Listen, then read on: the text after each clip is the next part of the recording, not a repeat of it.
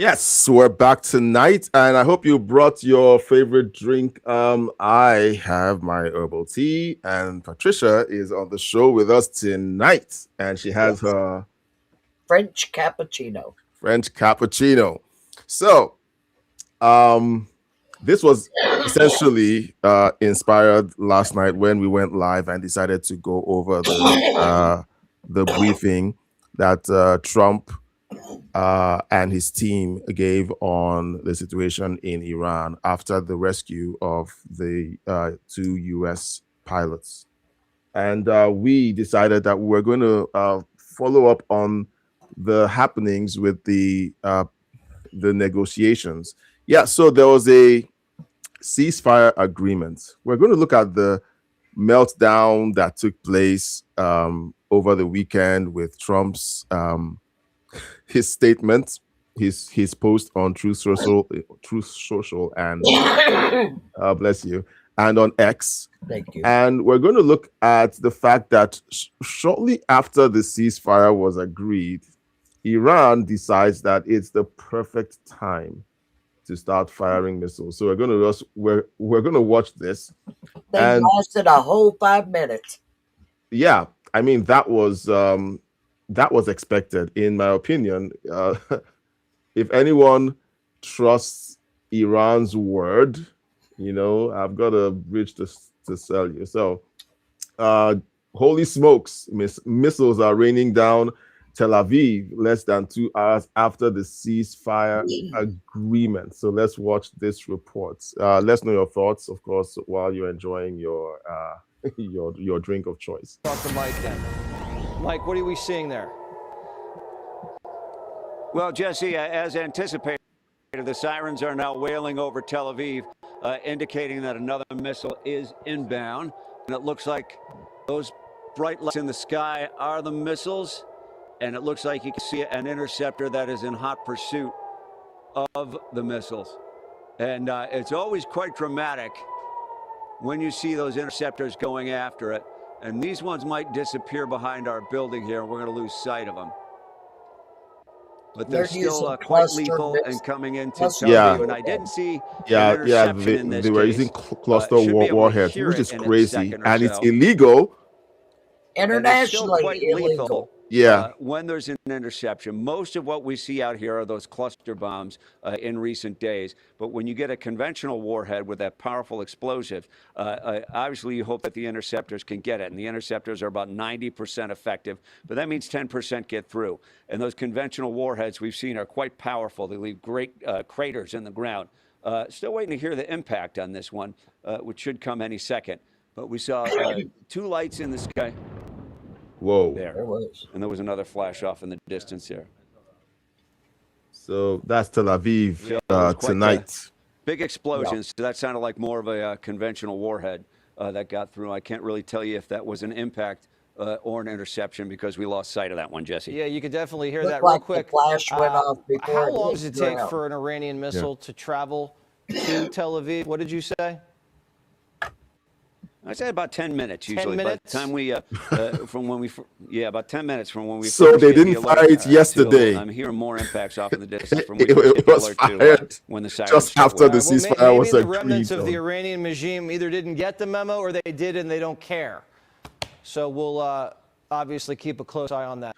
Yeah, so let me know in the chat what you think. Okay, guys, we're looking at there was also reports of them hitting the UAE and Saudi Arabia. yes, they fired missiles into the UAE and Saudi Arabia. Do these people look like people who are interested in a ceasefire? Now, No. the likes of Tucker Carlson and the gang on the left and left-wing media spent the entirety of Sunday and Monday and the early hours of today screaming about how Trump was ending civilizations, how he was a war criminal. We're going to play Tucker Carlson's rant on that. I don't know who hurt Tucker Carlson's feelings, but this sounds personal for him, the way he talked about it. We're going to listen to CNN's reaction to hearing about the ceasefire.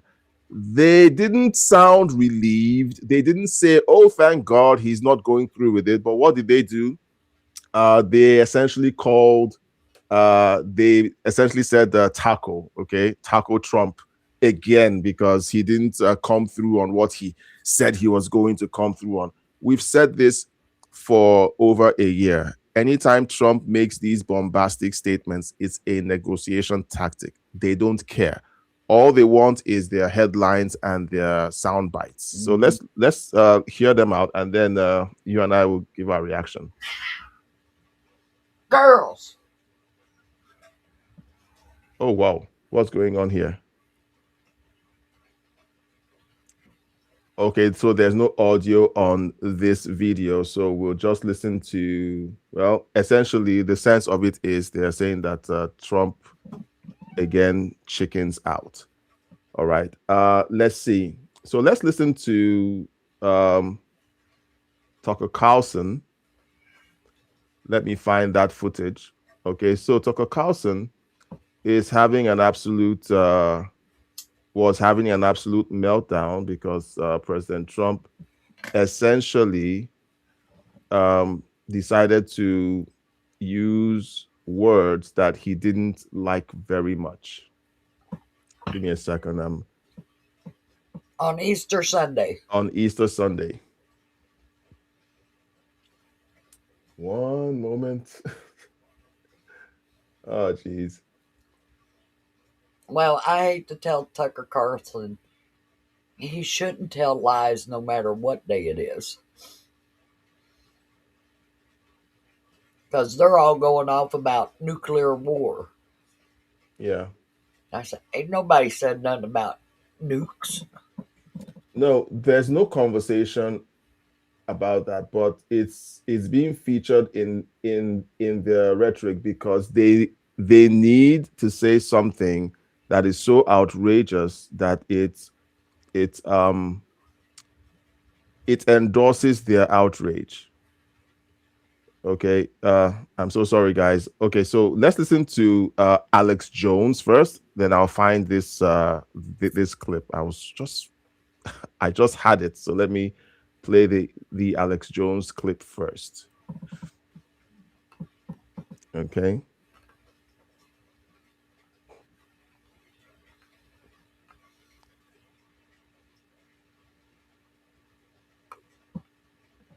Okay.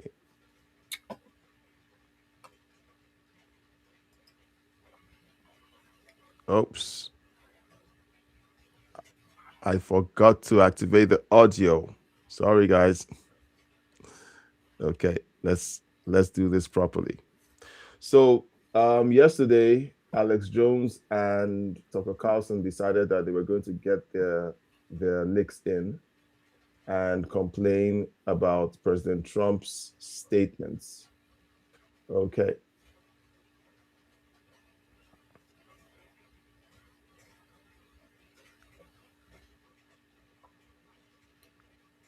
I used to have this boss who believed in Murphy's Law. Everything that might go wrong will go wrong. And I don't want to believe that this is what we're experiencing here today. I'm going to just close this window and then. I just call it life. Oh, no, it's just, it is what it is. Because you never know what's going to happen next. All right. So, guys, sorry that we had this delay. So let's listen to Alex Jones. Alex Jones suddenly decides that Trump is an existential threat. Let's see, share it, share audio, share a tab instead, please. Okay. All right. Today we're having a slight issue with our technology. I did mention yesterday that this was something that we were dealing with. Sorry about the snag on our cape. So we're just going to quickly listen to Alex Jones, and then I think he speaks for Tucker Carlson. I have dragged this out long enough. My goodness.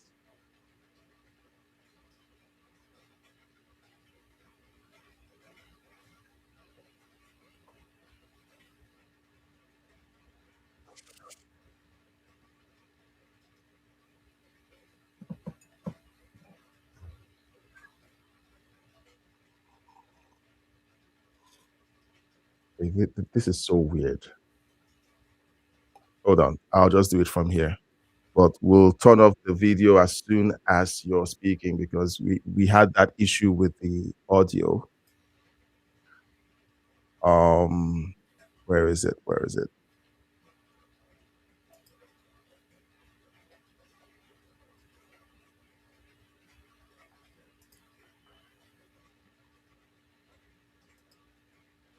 Okay, I'm gonna start with Tucker Carlson. I'm gonna start with Tucker Carlson, and then we will do Alex Jones.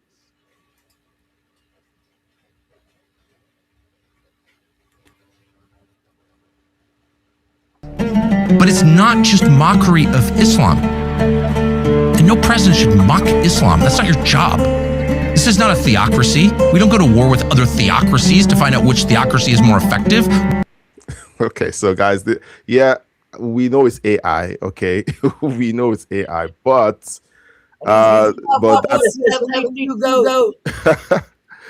that's actually those are actually Tucker Carlson's words. Okay, those are actually his words. So let's listen to Alex Jones. Compared to existential threat, how do we 25th Amendment his ass? The problem is to get the 25th Amendment is harder than impeachment. You have to get 2/3 of the House and 2/3 of the Senate. So what do we do? Tackle Trump and pretend, let him pretend he's president and publicly report that he's going through a health issue and Vance take over. It literally needs to be something like that. It's that bad. I've known you a long time. You've never called for an internal coup before. Ever. But that's how dangerous this is. That's how risky it is for the whole world. Yeah, if I was the Democrats, I'd stop poking Trump and messing with him. That only makes it worse. Like, you guys need to watch out. This isn't a guy acting like he's crazy. This is real. Well, what's there going to be to take over in 2026 or 2028 if this hits the fan? If we get it, he's threatening an extinction level event for the people of Iran tomorrow. Does nobody think there'll be any blowback from that? If he follows through on that, So these two guys are ranting about Trump being insane while showing information that Saudi Arabia reveals that Obama gave the Iranian regime $150 billion US cash, and Iran did not build a single street, meaning that there's a question: what was Iran building with $150 billion US dollars? So these guys are so inconsistent with their position that it makes me wonder whose side are they on. I think they're simply on their sides. It's like the brain gets scrambled. Yeah. So Alex Jones, yes, has spent years uncovering conspiracies. He's been right about a bunch of things, but I wonder why he's taking this position, because attacking Trump And calling for an internal coup is weakening the Republican Party, which in a midterm year. That's what they want. Okay, in a midterm year. So I'm looking at these guys and I'm thinking to myself, this must be a game to them. I'll be honest. This must be a game to them, because if they were serious about actually doing something that would help the Republican Party stay in control of the government, keeping the insane policies of the leftists and the Democrats, keeping them out of power, this isn't the way to do it. And I believe that these two guys, because Barnes, I've run across his show. He does a show with Viva Fry, and Viva himself, he's Canadian.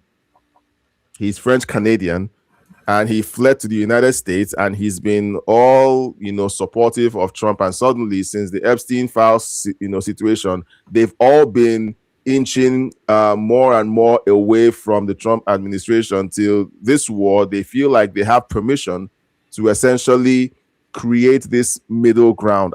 From where I'm sitting, it looks like what they're doing is trying to create this fake middle ground where they are like, okay, we're not with MAGA, and we're not leftists, where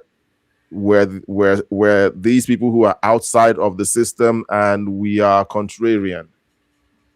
You know, that looks like what they're trying to do in preparation for a Democrat takeover of the government, because as far as they are concerned, they have predicted that the Democrats are going to take over the House and Senate, as they always do in midterms after a Republican president has won, and they are hedging their bets so that they can be seen as attacking Trump, so that when the Democrats take power, they will not get persecuted. That's my assumption, guys. Let me know if That's exactly what we're doing. Yeah. The right yes. Yeah. So let's finish this video. Let's know what you think. Screwed. You were saying during the break, there's other ways to do this. People need to not just tell them the truth, like Susie Walsh said. It's time to just not. I mean, say what you just said. Yeah. So that's Yeah, well, legally and constitutionally, the vice president is an independent elected official. The same as legally and constitutionally, the only oath any member of the military takes, any member of the State Department takes, any member of the intelligence community takes. Yeah, so they are. Vice president is not done. Yeah. No. The elected president always names his vice president before the elections. But don't individually vote on a vice president. Yeah. He served as the president.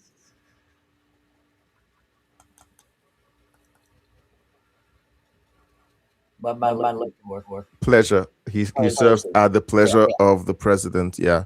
So here's Tucker Carlson's rant. We saw the AI edited version. Here's Tucker Carlson's rant. Who do you think you are?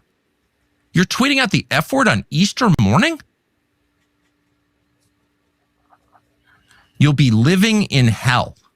Just watch. Praise be to Allah. So obviously you're mocking the religion of Iran. Okay. If you seek a religious war, that's a good idea.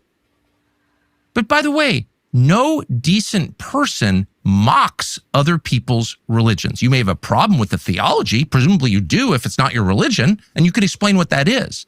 So first off, there was already a religious war going on, Tucker. Trump deciding to kill all the infidels. Yeah. There's like I'm trying to be very objective here. Okay, so Tucker Carlson is pretending like Iran has been playing by the rules for the last 47 years, and that Trump is trying to provoke this fictitious religious war by tweeting praise be to Allah. What do they scream before the bombs go off? What do they scream before or while they are carrying out their terror attacks? Okay. So this, in my opinion, is fake outrage. Tucker Carlson is either hurt that he's on the outside of the Trump group or team, or why Fox News removed him. The claim was it had something to do with the allegations that he made about the voting machines. I've forgotten the name of the company. They essentially sued Fox News over his reporting of the Dominion machines, about how they either were hacked or compromised, and they sued Fox News. Fox News, in order to deflect that lawsuit, maybe they negotiated and they had to fire him to appease the Dominion. Dominion, I think that's the name of the company. So that essentially is what happened. And he left and started his own network and was very strategic. He hooked up with Elon Musk after he had acquired X, and that's how he launched his media company. Now, look, it's weird how emotional he's looking. Like, he's looking so emotional about this entire thing. If you're reporting something objectively, this isn't the way to do it. You're looking like either you're acting outraged or you seriously have a personal axe to grind with Donald Trump or his administration, or you were pretending all along to be on the side of President Trump, and now you've seen an off ramp, you've taken it. Okay, so it's one of these three. Okay, yes, but is there a fourth? Could he actually be sincerely concerned? I'll be honest with you.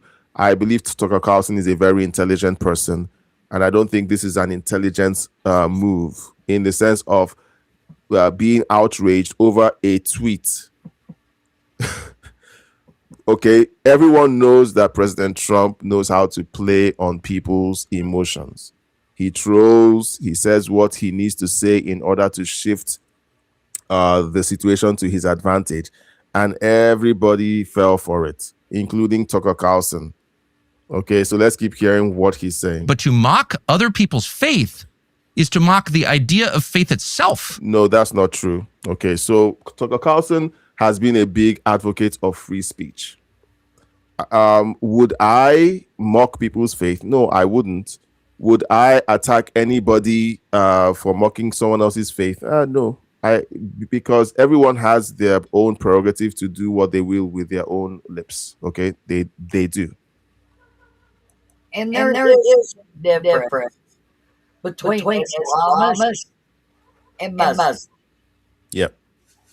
There's a huge difference. I know Muslims that do not want to kill people.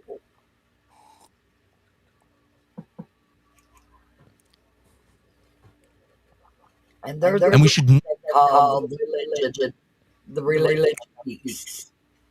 Whereas Islamists, they want everybody.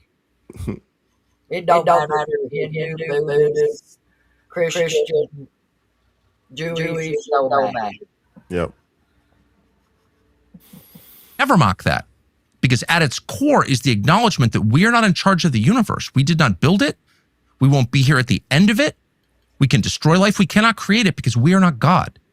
The message of all faith at the biggest picture level is the message in our Bible, which is you are not God. And only if you think you are do you talk this way. Yeah. But it's not just mockery of Islam.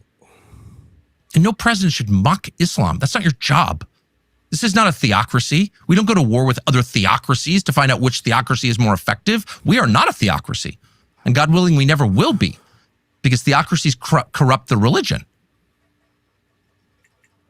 No, this is a mockery not just of Islam, it's a mockery of Christianity. To send out a tweet with the F word on Easter morning promising the murder of civilians and then saying praise be to Allah without explaining any of it, you are mocking me and every other Christian because we're Christians. So this is why I said that this looks like it's all an act. Well, he missed the part about Iran wanting to build nuclear weapons that would reach Israel and America. So he missed that part.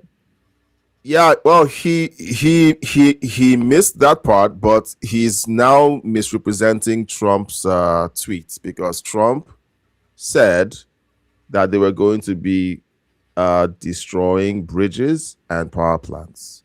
He never said that he was going to be bombing populated areas like Iran has been doing. Iran has been targeting civilian areas in Israel and in all the other Gulf states. Why isn't he showing outrage about what Iran is doing? He's freaking out over President Trump threatening to blow up power plants and bridges. He didn't say he was attacking people.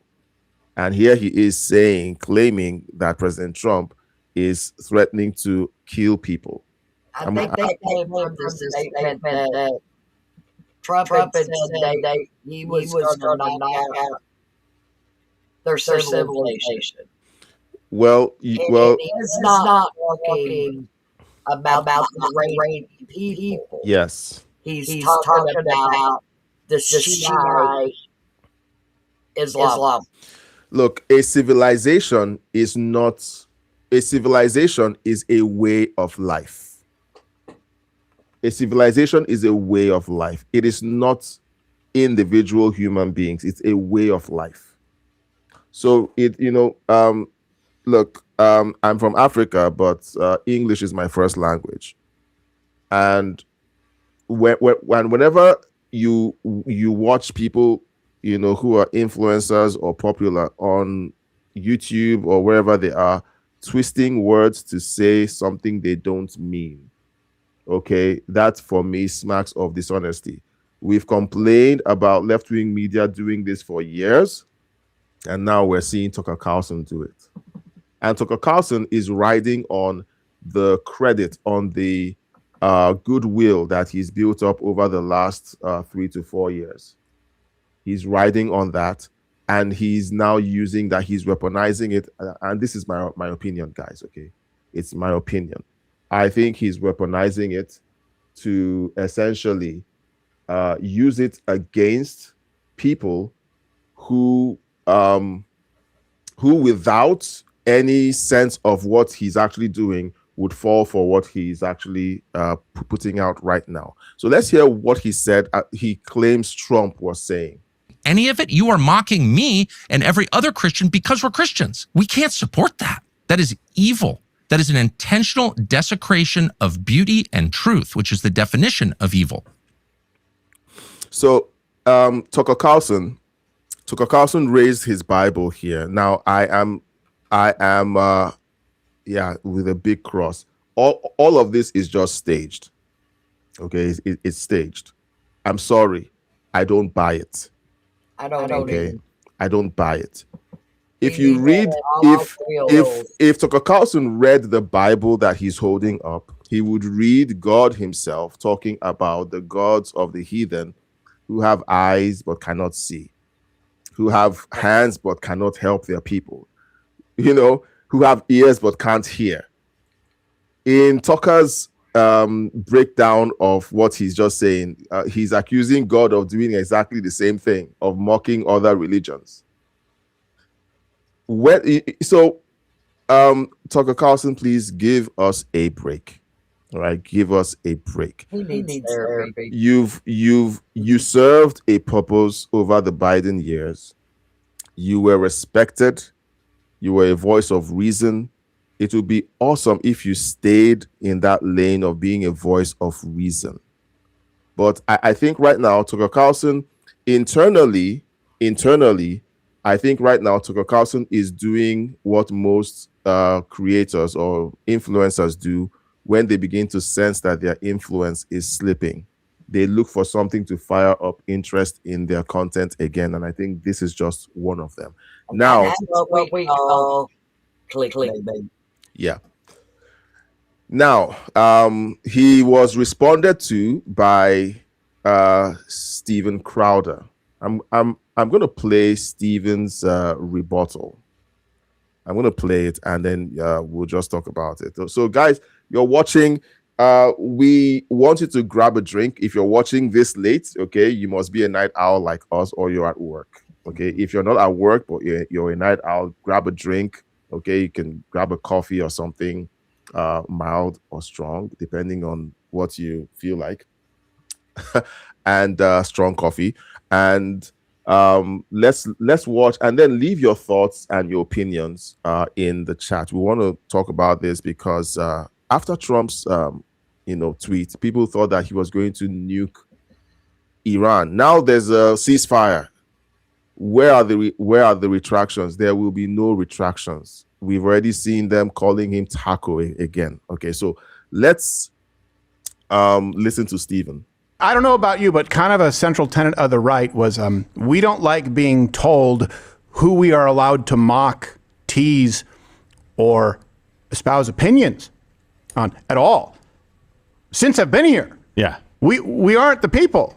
We aren't the party, the political movement of we're offended or it's offensive enough that you shouldn't say it. Yeah. And I certainly wouldn't put mocking Islam in that category out of the many potential sacred cows at all. And Tucker basically just made a hate speech argument. He defined the mockery of Islam as the mockery of Christianity. Yeah. He tied those things together in a way I've never seen somebody tie them together, by the way, and say that is him mocking us for being Christians and we can't support That's that. crazy. He preceded that by saying, I voted for him before and I would probably vote for him again if he ran.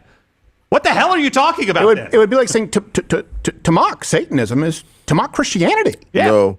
What Tucker Carlson did by saying that he would probably vote for him again if he ran was essentially he's trying to cater to the MAGA base. He's trying to, because it was the MAGA base that kept him relevant. Yeah. It is the MAGA base that is buttering his toast. Okay, it is the MAGA base that are his strongest supporters. Look, no, he's desperately trying to play both sides. That's my opinion, guys. Let me know what you think in the chat. Okay, he's desperately trying to play both sides, and he's doing a horrible job of it, in my opinion. Now, if anyone falls for it on the MAGA side, they haven't been thinking this through. They have. Because I will tell you this, the closest thing that we have to Satanism in practice is Islam. Hold on, Just to mock Satanism is to mock Christianity. Yeah, because I will tell you this, the closest thing that we have to Satanism in practice is Islam. So like I said, in the Bible, okay, you have the Bible detailing the prophets of God mocking the gods of the heathen. So in Tucker Carlson's break in his mind, what the prophets in the Bible did under the direction of God by mocking the religion of the heathen was essentially mocking the worship of God. That's Tucker's argument.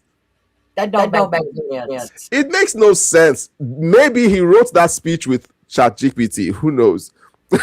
Maybe he did. Is Tucker losing his edge? I don't know, but it just didn't make any sense, by saying that. It would be like saying to mock Satanism is to mock Christianity. Yeah, because I will tell you this, the closest thing that we have to Satanism in practice is Islam. Just to be clear. Does that bother you? Just to be clear, the religion that says Jesus was not divine, the Jews and Christians are liars. And by the way, this new guy with the book who thought he was wrestling with a demon but was convinced it was an angel has a whole new list of rules that violate the old ones, and you should follow them. By the way, if you don't, we're going to kill you. To mock Satanism is to mock Christianity. If you want to say, hey, I think this is too costly, fine. If you want to say President Trump hasn't been as good on right now the economy, okay, cool. But to say to mock Islam is to mock Christianity. No one should ever mock anyone's faith. I couldn't disagree more. Yeah, so sorry, Tucker Carlson. You lost us on that one. What you've said what you said makes no sense. Makes no sense. All right. Now, where were we? Yeah. So, Patricia, thoughts? On Doug Carlson, Yep. he's had a breakdown. His brain got fried. I think China's just slipped him something that just scrambled it. They may have hit him with that secret weapon that scrambled that poor boy's brain that came out of North Korea. They just didn't know him long. But I've never seen anybody flip so much from one side to another, like he is. Yeah. And it even makes me think, has somebody compromised his feet? Well, it is possible. Sorry, I forgot to ask. Is the echo still there? Yeah. Oh, I'm sorry, guys. Sorry, if you've been watching and there's been an echo in the audio. It comes from The video. it comes from the video. All right, it comes from me sharing the video, and I'm sorry about that. I'm just going to keep the video on the screen. Let me know if the echo is still there. Is it? Is it still here? No. It's gone. All right, yeah. So I figured a way to avoid that happening. Sorry, guys. Okay, yeah. I was like, okay, I need to figure this out, and we've been going for a few minutes. I'm sorry. We're still trying to get the right kind of technology that works for us. Okay. So we've had the situation in Iran cool off, and then it picks up again. We had people in the comment section of one of the posts on X reminding us that the fact that Iran was firing these missiles after a ceasefire had been agreed on doesn't mean that the ceasefire was in effect, that it was meant to take effect later this evening. So essentially, Iran was trying to get their last licks in. Well, they were shooting off missiles an hour after the agreement had been made. Yeah, so that was I don't kind of like, ooh, that wasn't like a 5-minute delay. No, it didn't feel like that was a 5-minute delay. So we are looking at a development. Let's see what happens tomorrow. Okay, let's see what happens. Oh, we're already in tomorrow. Okay, for us, Yeah. I'm in tomorrow. You're still in yesterday. So let's see what happens with all of this activity with the rockets being fired at Gulf states, at Israel, and then there's been some activity in Iraq with the Kurds attacking the IRGC bases in Iraq. Yeah. There's stuff going on that isn't being reported in mainstream media, and it'll be interesting to see how things develop over this next couple of weeks. Now, we haven't gotten we haven't gotten any reactions or comments in the chat. The chat is really quiet tonight because essentially we decided to go live really late in the evening, so that's fine. But if you're watching this later, leave a comment and let us know what you think is going on. We're going to be looking at ways of doing these live streams much earlier. I have to do daddy things. So I do want to live stream. I do want to have these conversations, but I also have to be a responsible dad and make sure that my kids are in bed and ready for and asleep for school in the morning. So we're gonna just keep trying to figure this out. But I like the idea of just hanging out with you, drinking some herbal tea, coffee, and then having a conversation around all of the happenings that we're seeing in the news. Now, there's there's a report that came out, and I don't know if any of you saw this report, because when Trump threatened, and that's what he did, he threatened the IRGC. Yes. There was a reaction from Iran, and the reaction was very courageous. It was essentially the most courageous reaction that I've seen, in a long time. Here's the Iranian broadcast service telling the Iranian people what they have to do in order to prevent President Trump from bombing the power plants and bridges. Here we go. فردا در اطراف نیروگاه‌های برق کشور زنجیره انسانی جوانان تشکیل می شود. علیرضا رحیمی دبیر شورای عالی جوانان و نوجوانان کشور در پی پیشنهاد جوانان خلاق و فعالان گروه‌های مردمی از جوانان و چهره‌های فرهنگی، هنری و ورزشی دعوت کرد برای تشکیل زنجیره انسانی در اطراف نیروگاه‌های برق کشور در ساعت 14 حضور پیدا کنند.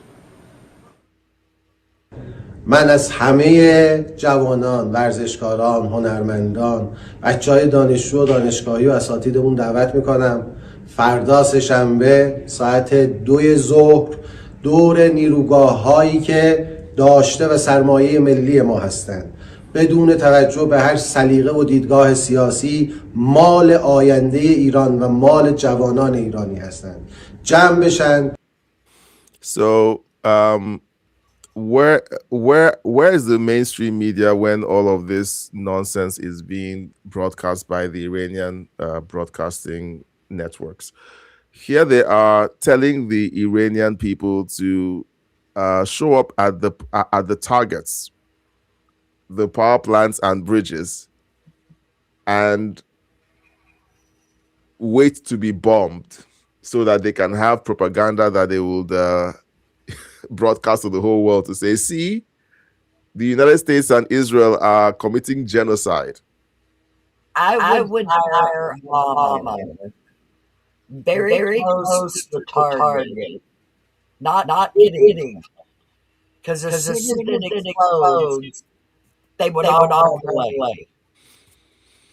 Then you get the bridge. Well, I don't think that would work, because these guys would actually have soldiers waiting to shoot anyone who runs, and then they would still blame the deaths on the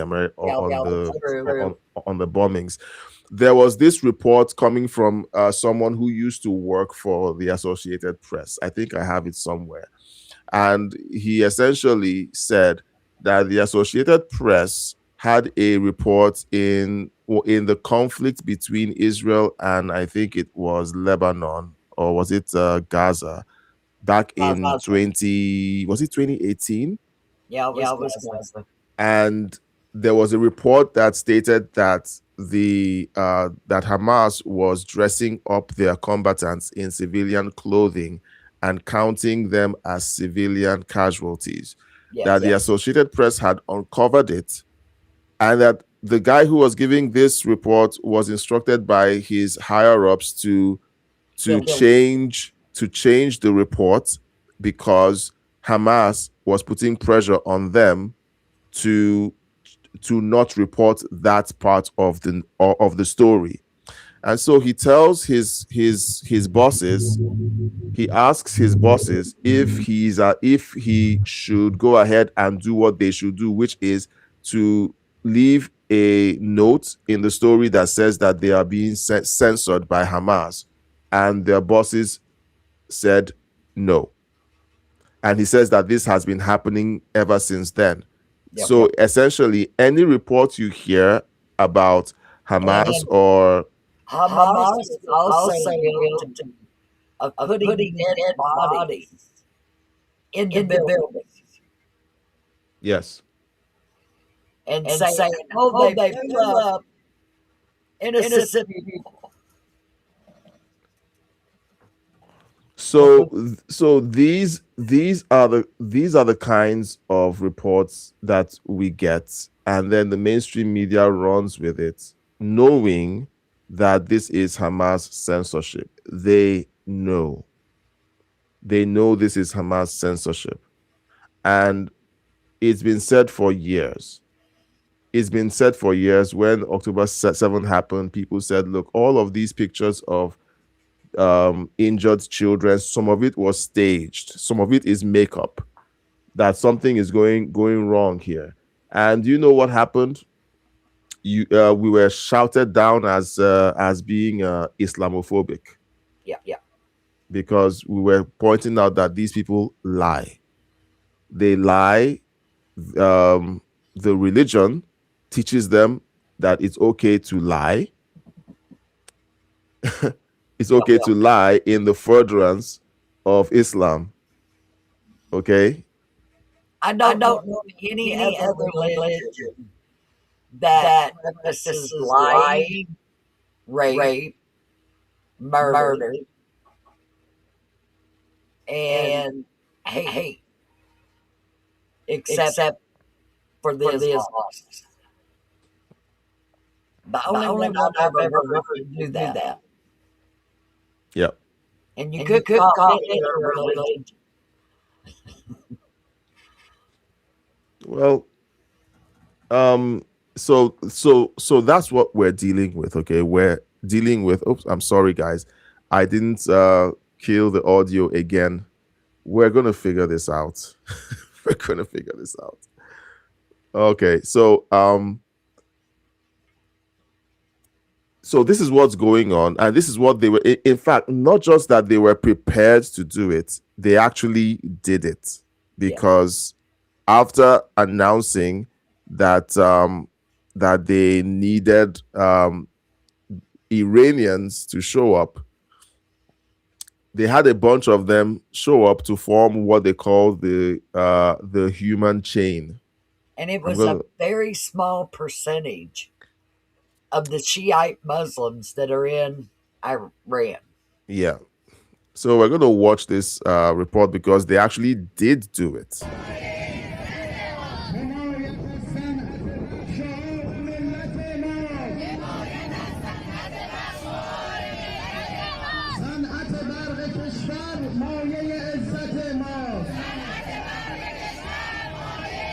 That doesn't like Shiite Muslims.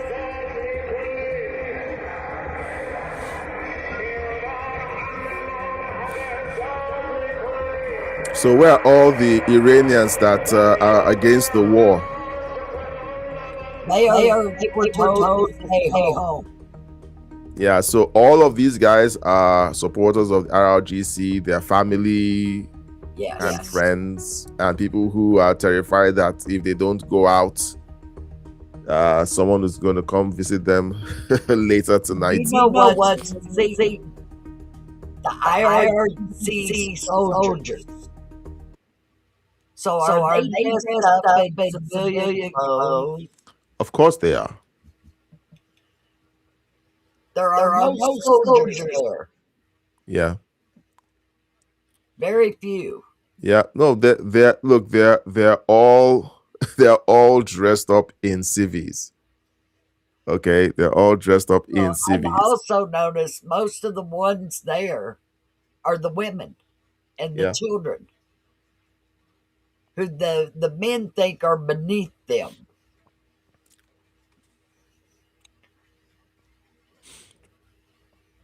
I'm shocked to see one in blue. Well, she must be special. She looks Caucasian. She has blonde hair. Oh, she might get in trouble for showing her hair. Well, she's special because she's a member of the IRGC. Is that the reporter that got kidnapped? The one that was being the reporter who was kidnapped was in Iraq, not in Iran. Oh, okay. Yeah. Maybe they traded her.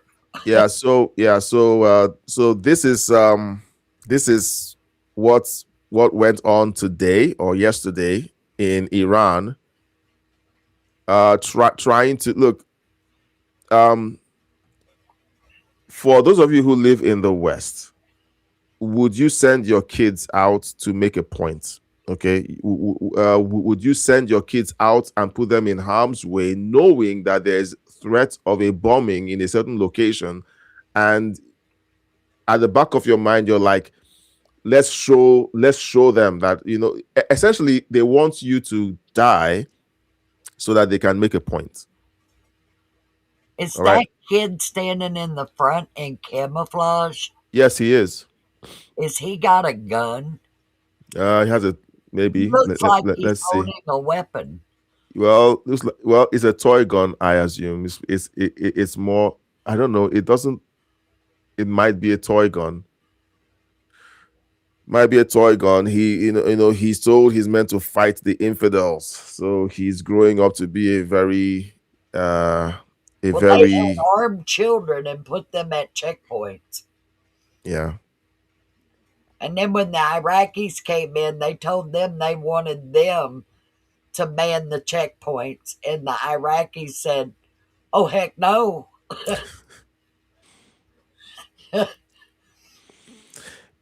So this is what the Islamists are doing in Iran.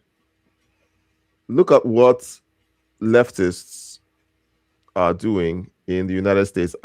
I didn't plan on showing this, but I guess this is relevant now. I saw this while I was doing my research, and it just blew me away. I'm gonna share this screen over here. And it just blew me away. It's insane that you see a parallel between the Islamists and oops, sorry. Okay, yeah, it's on the screen.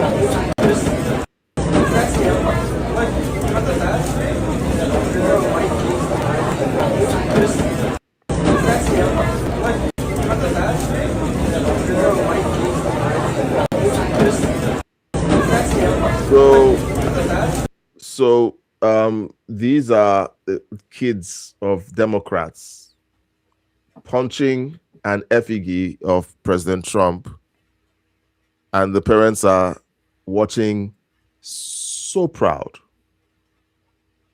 Well, Okay. they got to teach them violence somehow.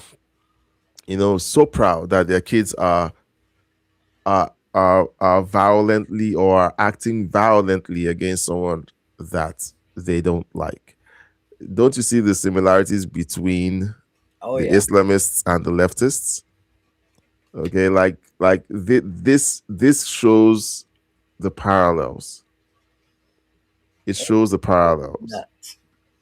And it's weird to watch, It's disgusting. to see this kid who's in camouflage. I'm gonna to see this kid who's in camouflage holding a toy gun, and to see the kids of leftists practicing violence against someone their parents told them to hate. It's crazy to watch, okay? And once you see this, you can't unsee it. I met a woman in college that had been married to a Muslim man and was living in Lebanon. And it was right after it came out that the Iranians had marched children through a minefield to clear it for their soldiers. Mm. And she left and came back to America and brought her boys with her and said she had to leave or they would have killed their kids. She said, my children would have died if I'd stayed there.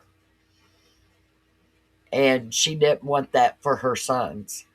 And her oldest one, they practically grew up here in America, and her oldest son went into the American military army. Mm. He loves this country. Yeah. And she wouldn't allow them to practice the Muslim faith here. That she didn't want them raised thinking that they needed to die for something that wasn't real. Yeah. But these kids have had it beat into them from birth that they need to die. Yeah. And I don't know how in God's name you could call that a religious practice and get people to support it. I'm a mother. If you told me to put my children on that line, I'd say over my dead body. You'd have to shoot me before my kids ended up there.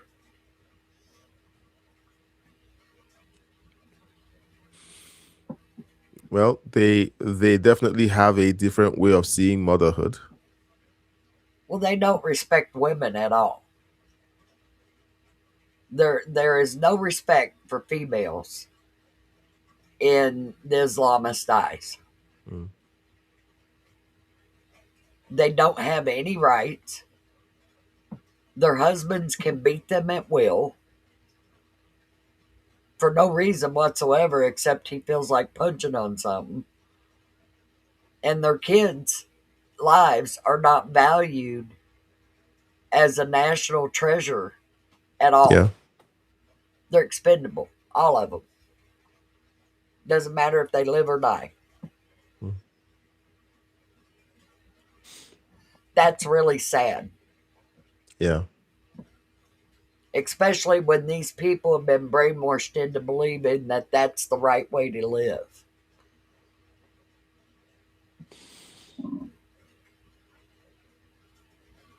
And that is why Islamism will never, ever fit in America.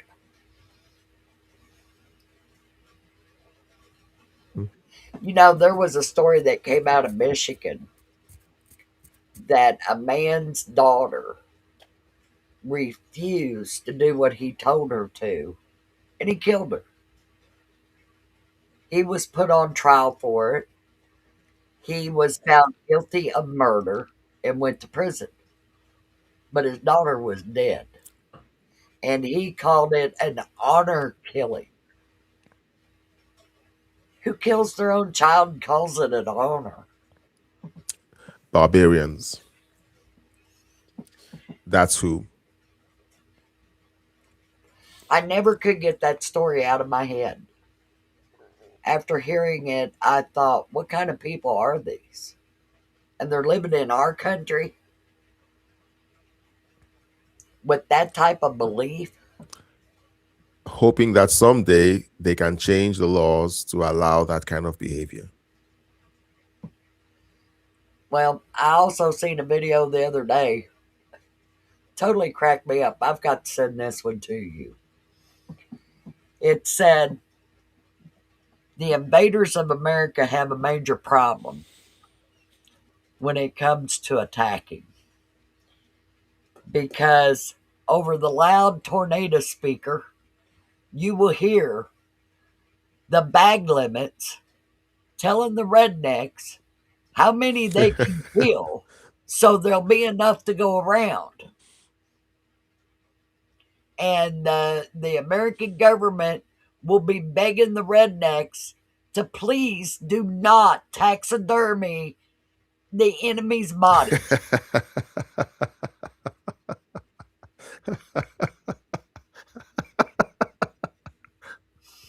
I can see that happening. Yes, there are rednecks that would stuff them and put them on display.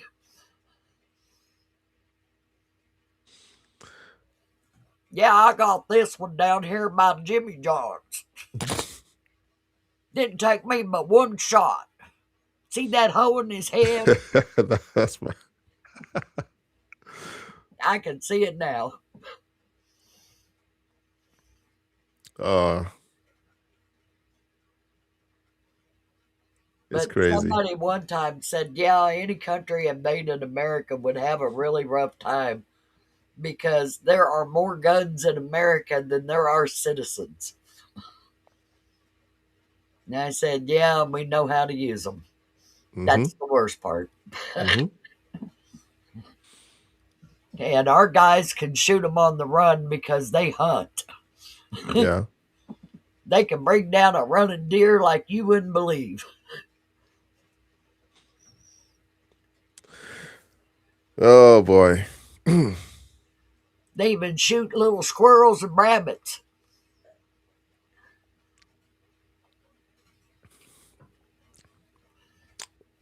So let's run a prediction. Okay, so let's run a prediction. We've seen all the insanity going on, and guys, it is insanity. We've seen Tucker Carlson freak out and try to use the Bible as a prop. I talk about the Bible all the time. I've never had to use it as a prop. This is all to staged. Defend something that is not even in that Bible. Exactly. That's what made it so atrocious. Well, Tucker Carlson hasn't convinced me yet that he reads it or knows what's in it. He knows what he's been told is in it. Yeah. So because to say this, look, anyone who has read the Bible and believes it knows that there is a tension. There's a tension in the Bible between compassion and judgment. And there's a compassion. There's a false prophets. I'm sorry? There's also the warning of false prophets. Oh yeah, there's a warning of false prophets. But what I'm trying to explain is that the Bible, if you don't understand it, may look like it contradicts itself. It because you have these two things happening at the same time. You have God judging and destroying people for living wickedly, but you also have him showing compassion and encouraging his people to show compassion. Okay, so there's a tension there. And whenever someone runs and picks up the Bible and says, well, the Bible says we should forgive. Well, yes, the Bible says we should forgive, but the Bible also says that there is judgment to the for the wicked. Yes. Okay, so when you see a wicked regime like what we see with the IRGC, and you find people running to cover them up when judgment is coming, it's crazy when those people pick up the Bible like Tucker is doing to make it sound like that judgment is unjust. So predictions before I go on a tirade. Predictions. Do you think this ceasefire will make it to the 2-week mark, or are they going to break it and hostilities will resume? I can tell you this much. Guns are being taken in to Iran and given over to Prince Pavel's people. And they are arming them. Ammunition is going in there. Military-grade weapons are being handed over to them to help them with their fight against the invaders. And this gives a space of time to get them fully armed before the fighting starts. Because the next phase of what's going to happen in Iran is the people are going to take their country back. Now, they're going to have support from America to do it. They're already getting that support and weapons delivery. But I think that this war is not over. This ceasefire means nothing. Mm. And Iraq, the Islamists in Iran were wanting it to see if they couldn't get more of their friends to come into the country to help them. But I think if some of those people took a hard look at what's happened there, they know they're on the losing end, because They've got no air cover. They've got no radar to tell when they're coming. They've got no weapons to stop it. Is all they've got is a bunch of rifles. Yeah. And if you think you can take America down with rifles, you really aren't in the right mind.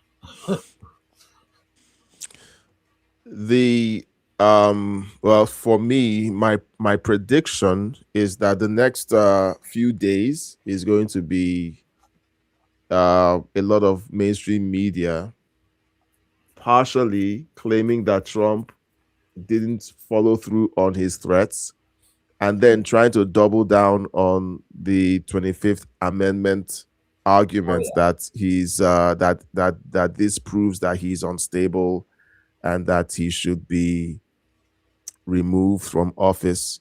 It's going to ramp up. You're going to have more of the usual people screaming that the military should disobey orders given by the chain of command. Oh, yeah, that's already coming out. Yeah. At the same time, I think also that Trump knows there's no connectivity between the IRGC and the leadership of Iran.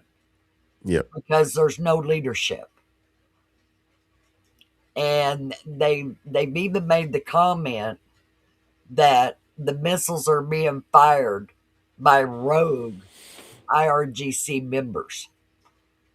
And if that's the case, then there's no ceasefire. Yeah. And right before you went on, they said that Israel was launching an attack on Iran for firing missiles at them. Okay. So the ceasefire may already be over. Yeah. Well, as soon as I heard that all that was happening, it just felt like the ceasefire is essentially broken. Let's just move on to to what comes next. Well, let's see how that pans out. I mean, the people who negotiated the ceasefire evidently do not have control over the military. And the military has made the decision they're not going to stop. Because they're still firing weapons off. Well, sadly, I don't know how they plan on winning this. Maybe they think that this is going to end up like the insurgency in Iraq. Maybe that's what they're thinking. But let's see how this. America's not going to take territory. The Iranian people are going to end up doing that. We're not. Our soldiers may be on the ground behind them as backup and advisors and trainers. But we're not taking no ground there, and we're not setting up any bases to support it. Yeah. We might, after the war's over, to give them an umbrella until they get their government up and running by their design. And Trump has said that many times. Yeah. And I think the reason why he hasn't mentioned the prince is he doesn't want the fake news saying he is putting the prince in power. Even though the people of Iran have been chanting out the street the return of the king. Yeah. So he's walking around that and doing it very well. Especially when he said he was talking, the old regime is gone, a new regime is in place, and he's not naming anybody. And I just crack up about that. I really do. I said, nobody's got it yet. Yeah. Because to make a regime change means the Islamists are no longer in charge. It's not putting a new Islamist in. The regime is over. That means the Islamists are out. Yep. So nobody's picking up on that little clue. They keep talking about, oh, the president of the legislation is going to be the new president of Iran, and he's going to be the leader. No, he's not. He's targeted. Hmm. His days are very numbered, especially if he doesn't go to Russia. Well, for me, any conversation around installing anyone from the current regime is, in my opinion, a loss Yeah, because for the Iranian people. the Israelis will just kill him. Yeah, it's a loss to the Iranian people, and I don't think that Israel is going to allow the IRGC to recover after this this season of hostilities. They will not, because It's October 7th. there was October 7th. There's also whenever you pull off an operation like this and you allow the enemy to recover, you won't be able to repeat this again, because they are going to protect themselves. They're going to make sure that they guard against the same thing happening again. Doing this a second time is going to be harder, more expensive, and it's going to take a toll, more costly, because the IRGC, if I'm reading them right, they are going to start embedding all of their assets in civilian populations. Oh, yeah. They're going to just go, they're going to go to ground. They're going to start building in civilian areas. The only problem I see that they've got with that is they've got no main leadership. There's nobody coordinating between the people who think they're leaders and the military. No, that they're going to sort that out internally. The most violent people are going to float to the top or make their way to the top. They're going to kill their way to the top, and then they will take over, and then they begin to rebuild. So that's usually the way these things that's work. true. And you're going to have them double down, and the Iranian people are going to pay a heavy price after this. If If regime isn't totally destroyed, they will. No, they're going to double down. The hospitals, they're going to take a page out of the Hamas playbook. They're going to start building their headquarters and their forwarding stations under hospitals and schools. They're just going to do that, so that it will be impossible for this to happen ever again without Israel or America looking like the villains. Yeah, they'll have to turn it into Gaza. Yeah. So that's what's going to happen. So anyone that's thinking that it's a good idea for the administration to leave the vestiges of the IRGC in power, I think it's a bad move. Trump says that he doesn't want to have a situation like what happened with Iraq, with a total removal of any structure or leadership, and then ISIS emerged. I think there's a different way of looking at this, but it's very difficult, it's very dicey, it's very technical. And I think this ceasefire, again, another point, is also very strategic, because it might give the IRGC a sense of security, and they will begin to make a bunch of mistakes, and it would allow for Israel and the United States to wipe out more of their leadership. I think that's also something else that is being considered for this. But again, guys, these are just our predictions, our speculations over drinks. Let's know your thoughts in the comment section. We're going to be wrapping this up, where we will be back again. We will let you know in the posts to let you know when we're going to be going live again. And then we're going to be doing more of this more often. Maybe we get back to daily live streams or a different form. But let's hear your thoughts about this story. The situation in Iran is developing every day. There's always going to be an update, and not every update is going to warrant a live stream. But we're hoping that we get to that point where we're able to do dailies and just enjoy ourselves. I like sitting with Patricia and talking. We talk a lot for a long time, and we just figured, okay, let's make this something that is more relaxed.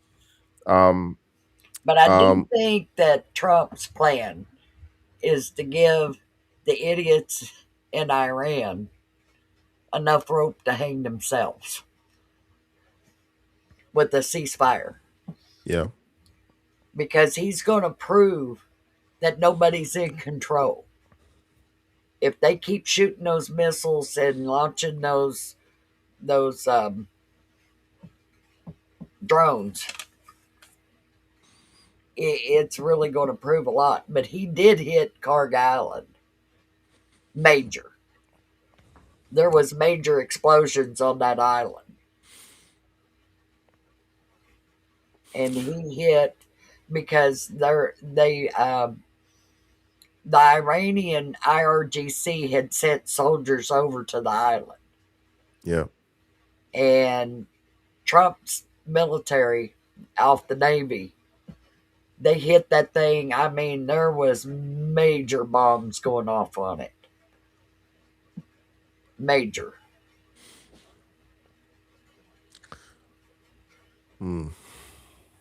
So, and then the ceasefire happened right after that got hit. Yeah. Because oh man, he means it. This is going to be something to watch. We're just going to keep track of all of this. We are, yeah. We're like, I like to sit and watch what's going on. I can see clearly what is at stake. I'm quite surprised by the reaction coming from Tucker Carlson and the Candace Owens and all the other ex supporters of Trump. Okay, Trump has a history of having exes, so I guess they are on that list right now. Ex supporters of Trump. Yeah. And they're all going to write their books, and they're all going to say, how they knew that this was a bad idea. And eventually, when everything turns out that they were wrong, they will double down, because that is,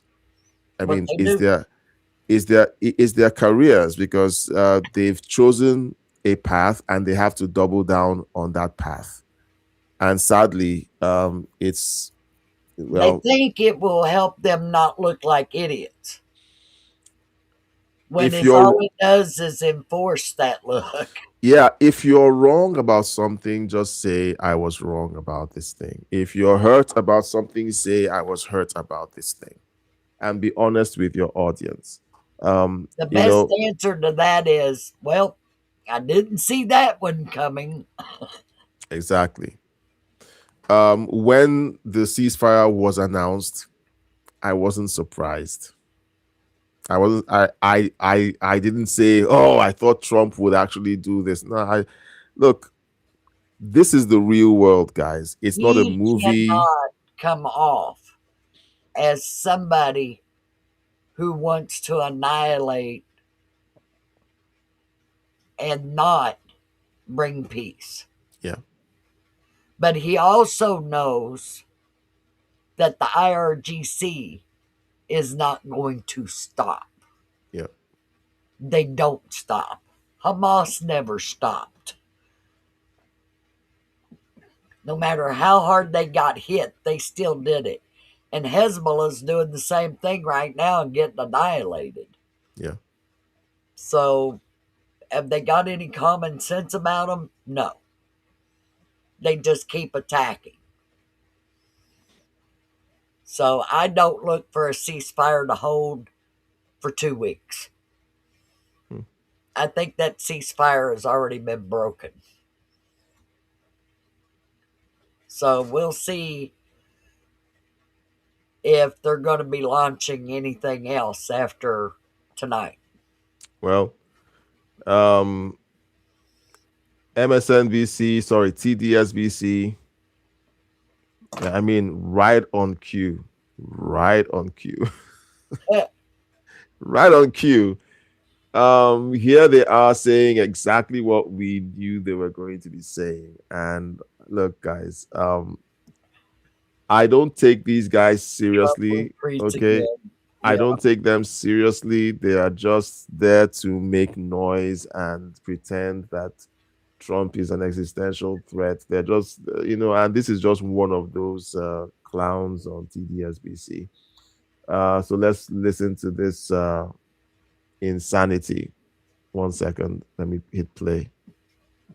It could not be more tragically clear now that a whole civilization has already died. The whole civilization, beginning with the model of the British Parliament, leading to the first. It was good. He's going to destroy a whole civilization. No, dear God, millions are about to die. Oh, there's a ceasefire. Okay, so a civilization has already died. Something about the British Parliament.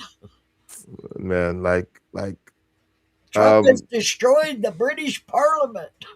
They I think they're writing their speeches with ChatGPT. The whole civilization, beginning with the model of the British Parliament, leading to the first independent American government formed under the Articles of Confederation, followed by the Constitution that wrote the presidency into existence, and nearly 250 years of the American presidency, all of that whole civilization forming the presidency died with the elevation of Donald Trump to the presidency a second time. Look, no matter what these guys do with their branding, they will always be TDSBC. What made him think that America was based on a British Parliament?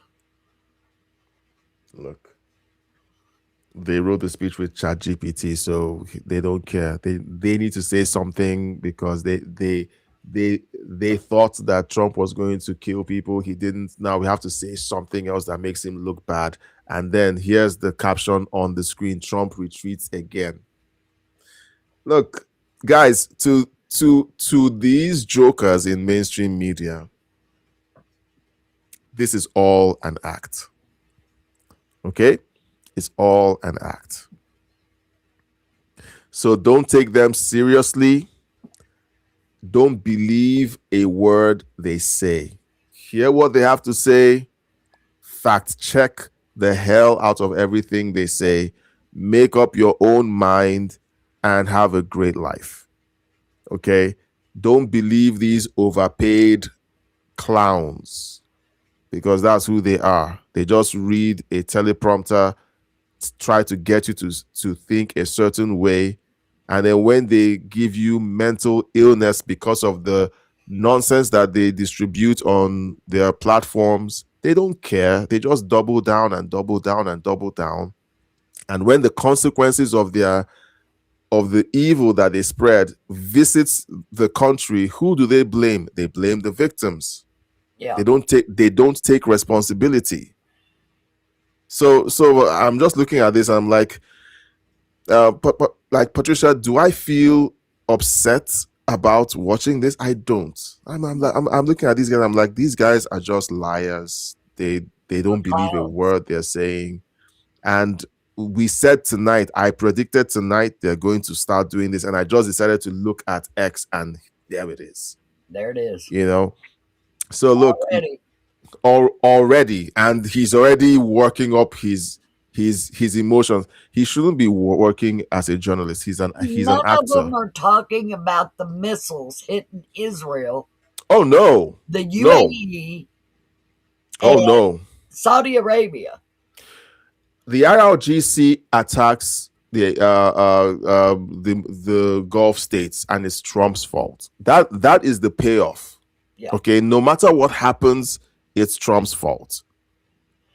The rioters, or sorry, not the rioters, the protesters in Iran were being executed by the IRGC in hospitals, and it's Trump's fault. I mean, it's just classic And mainstream the media funniest thing positioning. about the whole mess is Saudi Arabia, Kuwait, Iraq, Lebanon, Syria, UAE, Jordan, and even Egypt did not want Iran to have a nuclear missile. Saudi Arabia, the Crown Prince says, if Iran gets a nuclear weapon, that they will get one too. Yeah, because they would have to fend off Iran, the IRGC, the Shiites. Yeah. Because they hate the Arabians. And what most people don't understand is the Shiites hate other Muslims. Yeah. As much as they hate Americans and the Jews.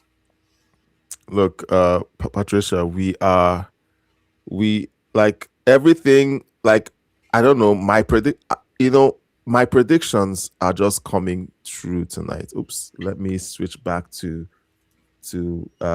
X. Look, my predictions are just coming true. Here's CNN. Off from threat. Yeah. Here's CNN. The same table that we have tonight is the table that existed yesterday, in large part.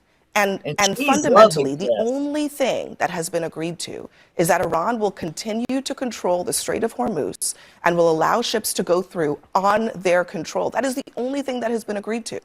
The strait is going to be reopened, and we're going to negotiate about the rest. Beyond that, we don't really know much of anything. But I will tell you, yesterday, Iran was saying, we're cutting off, talks. We're not going to continue the talks. The president uses some extreme language, and all of a sudden, voila, tonight, we have a ceasefire for 2 weeks. Why can't we just say, you know what? Maybe we have achieved military objectives. Maybe we have taken down their military and their ability to export terror. Maybe we have decimated their missiles. Maybe we've buried the nuclear material, and maybe we... So you hear them say, we haven't. But they're the same people who will say, well, there's no evidence that Iran is exporting terror. Yeah. Leftists out there, all we're asking is for you guys to be consistent. Just be consistent. Is it this to believe it? Is it this or the other? Just be consistent. Just because you want to disagree on President Trump, okay, is creating, like, you guys have lost all credibility. Look at her face. She's meant to be the moderator of this conversation. She's meant to be impartial. Okay? But she's not. No. She's not. There has been. It's like it has always been a table full of leftists against Scott Jennings. Yeah. Always. And when he presents common sense, she scrunches up her face like that. Yeah, you get that look. The military has achieved its objectives. The American military, your country's military, won something, and that's how you react. Knee jerk. It's not even like this is not put on. What we saw with TDSBC was an act. This is what they really think about the United States. And you've got to go back and remember, Trump announced we have met our objectives. Yeah. And their ability to export terror. Maybe we have decimated their missiles. Maybe we've buried the nuclear material, and maybe we've got 2 wings. I'm sorry. Who said we haven't? The nuclear material, and maybe we've got 2 wings. their missiles. Maybe Okay, we've this buried the nuclear black lady material, here. and maybe we've got 2 weeks to make the world a safer place. Why can't we look at this as a glass half full moment as opposed to? But then why? We have to make it negative. These people are so invested in Trump bad, Trump stupid, Trump incompetent, Trump can't do anything right, so that when he even wins a negotiation to open the Strait of Hormuz, which they've been crying about for the last week or so, the strait is open now. Oil is going to flow. Oh no, he backed off. Oh no, it's a loss. Oh no. Yeah. Like, they did not want oil prices to come down. Yeah. Because if they stay up, they wreck the economy. Oh, Tucker Carlson, more memes. Tucker Carlson. I like this one. You know, like whenever I look at these, okay, let's watch this. I'm curious to see what they're talking about here. Okay, this is what I see in my feed regularly. I'm like, these people are just liars, and these people hate America. My point is the threats from Trump and some of this stuff that's to supposedly bomb their flooding we'll never agree bridges, to bomb their desalination plants, to bomb them out of their civilization off the face of the earth. How are those not empty threats? Well, it looks like it brought them to the table tonight and got them in a place where they would agree to a ceasefire. I mean, I'll give you a counter argument to all these other Scott, which is that is the not president. The connected president to reality. We have a ceasefire. Abby, do we not? These people live in a different dimension. They were all upset that Trump wasn't talking to the Iranians and getting a ceasefire worked out. Then he announces a ceasefire, and you get this out of him. Oh no! I'm not surprised. It was always going to happen. You were always going to have them react this way. Look, no matter what Trump does, they are the definition of damned if you do, damned if you don't. I have one word for them: evil. I like to simplify things. They're just evil, please. It makes these guys do not care that this regime murders its own citizens. No. I think it was last night when something came up on the live stream, and I was essentially talking about my experience in Nigeria watching people getting murdered by the Nigerian military, and it was being live streamed on Instagram. October 20th, 2020. 8 p.m. at night, kids who were protesting police brutality were fired upon by the Nigerian military while they were holding the Nigerian flag and singing the Nigerian national anthem, because someone told them that if the military came and saw protesters holding the flag and singing the national anthem, that they could not attack innocent civilians doing that. But they were wrong. They were fired upon. Many died and were missing till this day, unaccounted for. I couldn't talk for 48 hours because it was horrific what the government had done to its own citizens. That was what brought me out of my country to North America. So when people sit in their smog, air-conditioned studios acting this way, it rubs me the wrong way in so many ways. You see it happening all over again. Let's go back to TDSBC. Everything that I predicted is already happening, and it's like too soon. No, let's just listen to them. And this is on repeat in many homes. Did they want to see total devastation there? They wanted to be right. They want Trump to be the monster that they say he is. Iran's armed forces and with due consideration of technical limitations. What's your take on this breaking news? Well, look, first of all, I think we need to focus on the statement earlier today, which is absolutely deranged and outrageous. threatening the destruction of an entire civilization. No president should ever threaten something like that. Even World War II, which was a total war, we fought for the unconditional surrender of the Japanese and the Germans, not for the destruction of their civilization. And the bottom line is America can never be great if America is not. Even after the war ended. Well, you see, again, TDSBC and Tucker Carlson are on the same team because they're using the word civilization the wrong way. Okay?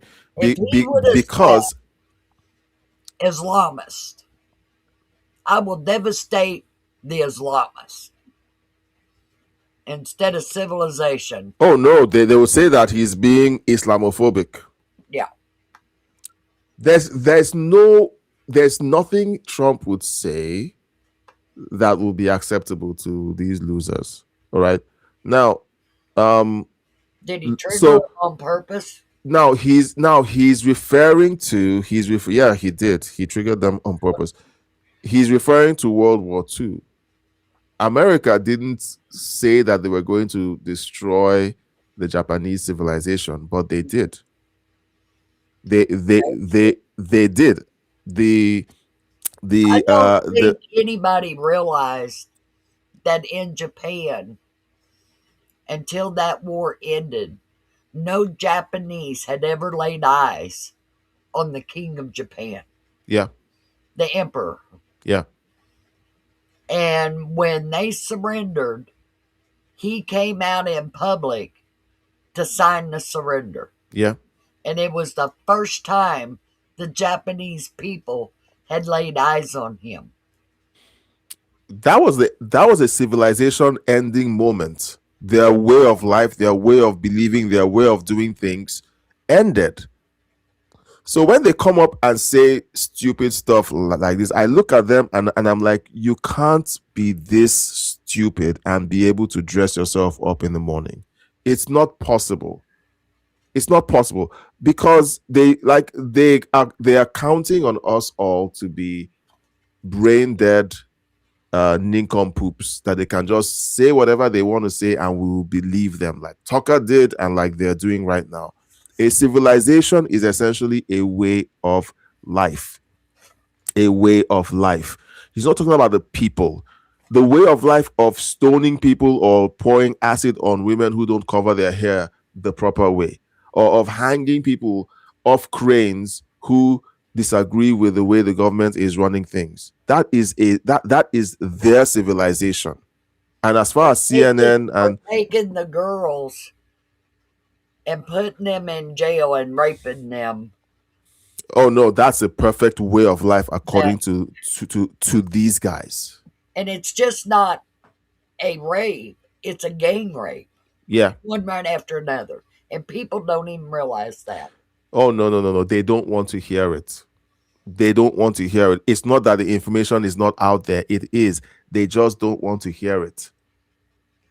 I listen to these guys and it just infuriates me to no end how they just sit smug in their air-conditioned rooms and they want to be oblivious to the horror that everyone else is facing. As far as they're concerned, bombing a power plant and desalination plant is worse than all of the horror that the Iranians have been facing for years. Yeah. As far as they're concerned. So they're doing exactly what I said they were going to be doing. I'm going to save this video. People about the Christians in Iran and they don't what has happened to them. They don't care. No. As far as they're concerned, wipe out all the Christians. They'll tell you they're a Muslim country. They'll say the Christians are a problem everywhere. I couldn't believe my ears when I heard that the leader of a certain country, I don't want to name the country because it's going to be weird for me.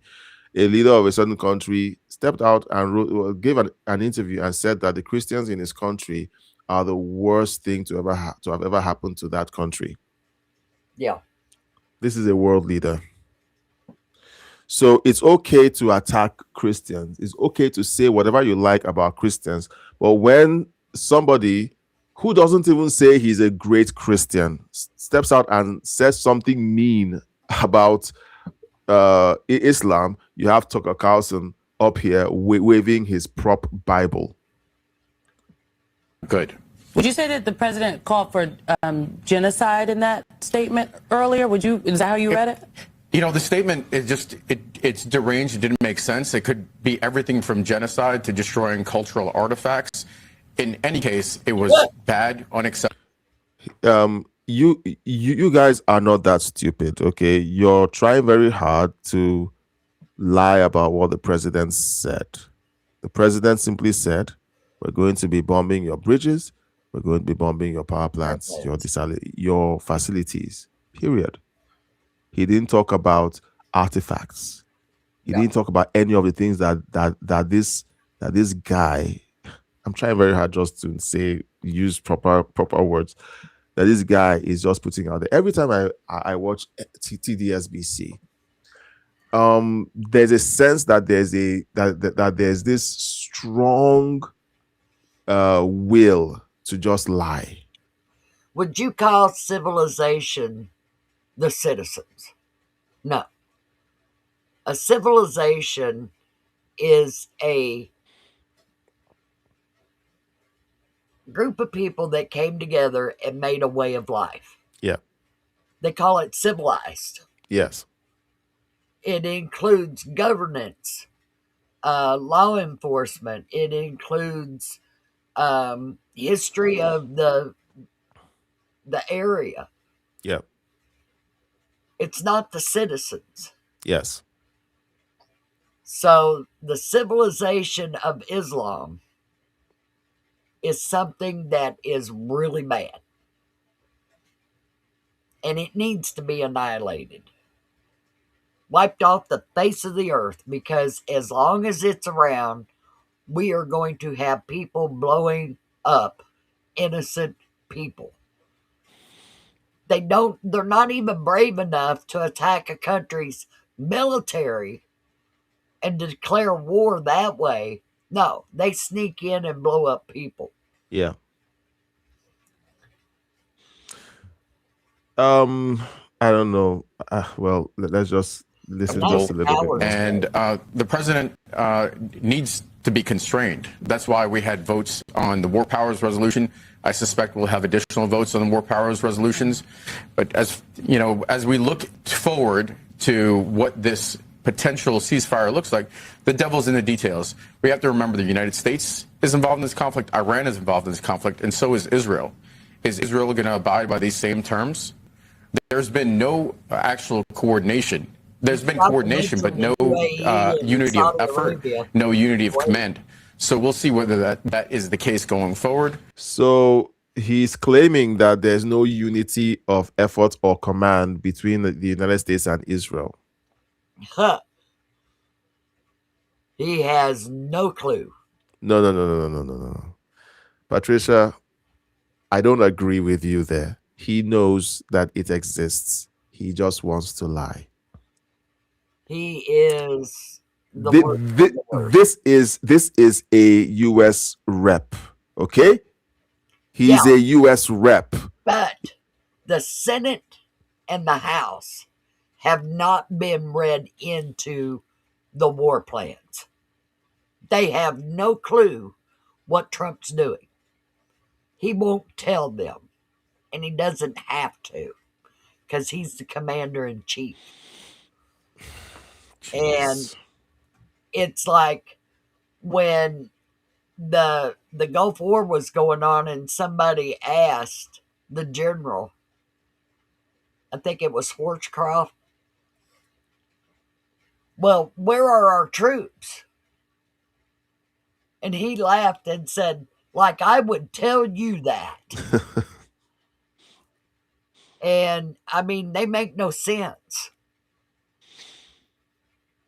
Well, he won't tell us what he's doing. No, because you all would tell every reporter exactly what was going on. and put all of our men in trouble. That's like the leaker who leaked that there was a second pilot. Yeah. And Trump and Hegseth and the CIA is going to find that person. I will guarantee you that. Yeah.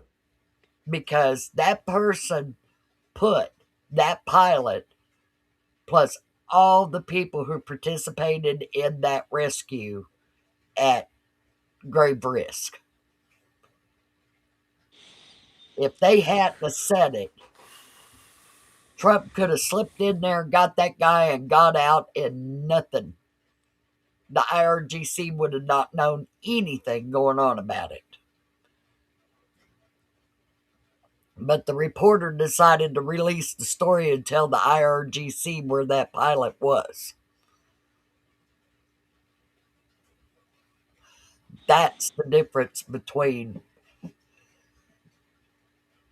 people who run a good ship and those who want to destroy what's in it. Yeah. All right. I want us to do a hard stop here. We actually stumbled on these updates because I was like, look, this is going to happen, and I'm seeing that the thing I said that would happen is already happening, and I'm like, okay, fine, let's take a look. Maybe we'll watch these, during the next what they're going live to stream. say when this war resumes, don't you? Oh yeah, the ceasefire didn't work. And Trump's a warmonger. He just wants to keep it going. All right, so we'll just Because stop. between you and I, we know the IRGC is not going to stop. No, they're not. They're like Hamas. They will not stop. They're going to keep it going. They're going to continue attacking their own people. It's not going to end, and it's just so sad that that we're watching this, and we're going to do our best to kind of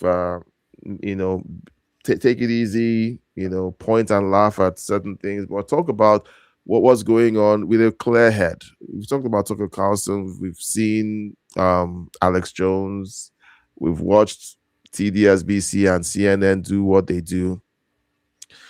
And in all of this, the question is, what do we do? How do we react, or how do we respond? And what we're trying to do here is just show you how to react and how to think and how to respond to this insanity, because I was talking with Patricia earlier today, and I said, isn't it strange that when we see, now we are conservatives, we are categorized as being on the right, that when you see someone on the right,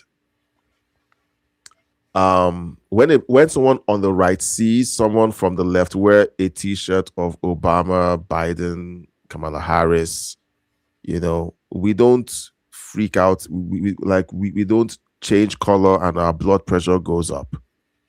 We may not decide. A car with a bumper sticker that said Kamala for president. Yeah, we don't freak out. We don't run up to people's lawn signs and vandalize them. You don't see that happening on the right. But when you meet people on the left, they seem to have a mental illness where they feel like anyone who supports Donald Trump is evil and has to be confronted at all costs, or you have to treat them like they have leprosy.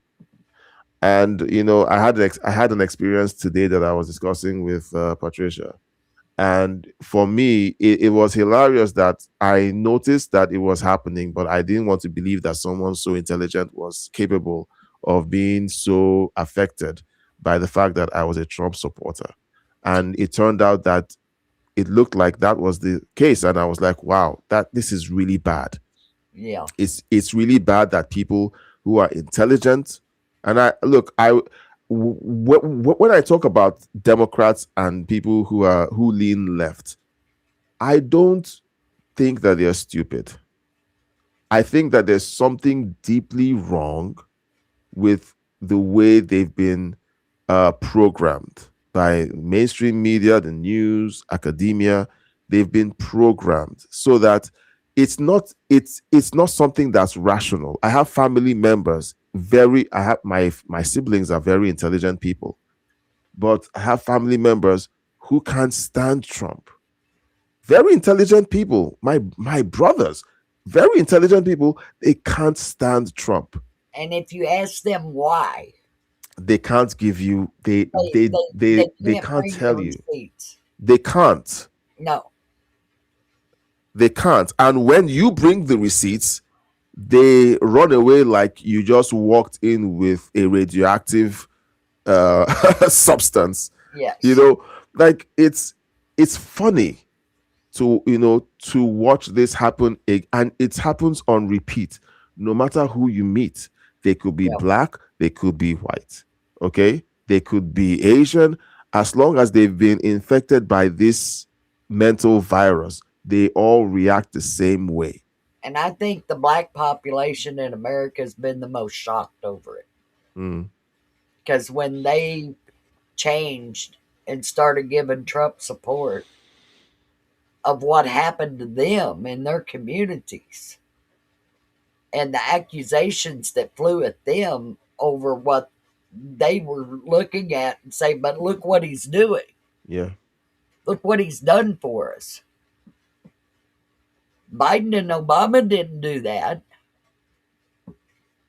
And there's not one black person that I've ever talked to that told me Obama was a great president. Not one. And they voted for him. Yep. Because they will tell you what he didn't do. And that just blew my mind. I was like, wow. You voted for the man and you don't have one thing you can tell me that he did for you. What he did for your community. He was from Chicago. He knew what was going on there. Look, he did not care. The Democrats don't care because as long as bad things happen to minorities, they have something to run on.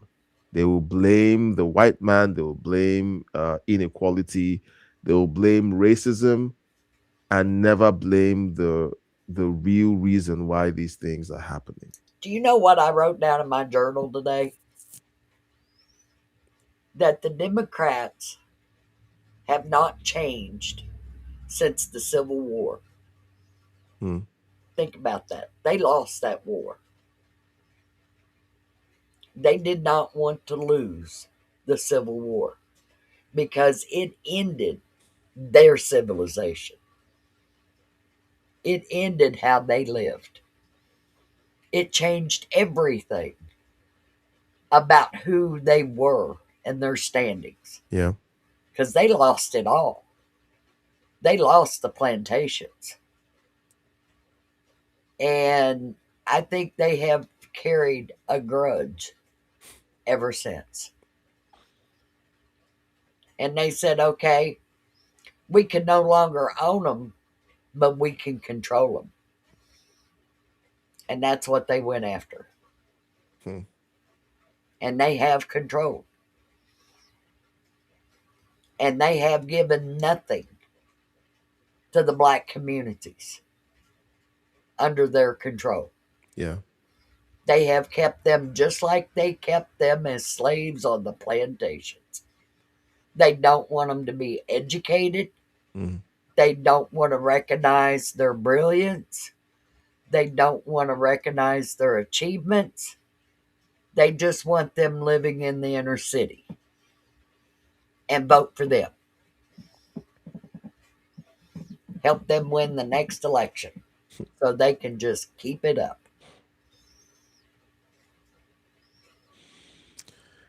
And they can care less how many of them die on the streets. No. So what? It's just more proof that there's inequality. You know, I've listened to what white people tell their kids when they are telling them, okay, here's how to behave when a police officer pulls you over. And then you hear what black people tell their kids when they talk about the police. And it's totally different. Or when I say black people, I mean the majority of black homes in America.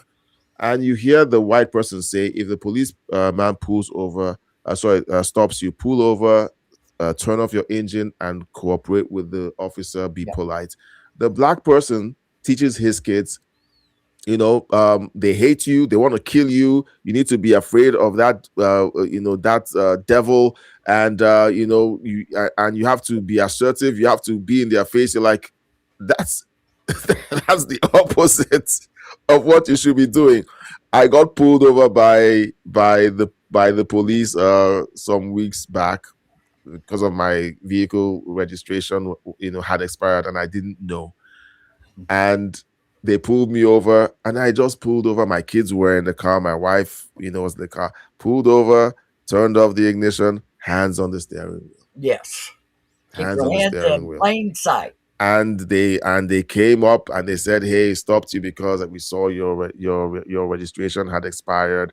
Can I have your driver's license?" They ran my license and everything, and they said, "Look, we're leaving you with a warning." But here, and I was shocked because in my head, my registration was still valid, but it wasn't. So it's like night and day. It's good to be looking very shocked when they tell you that's expired. Oh, but I was sincerely shocked because in my head, I thought it was just last year, when I renewed my registration because it felt so recent.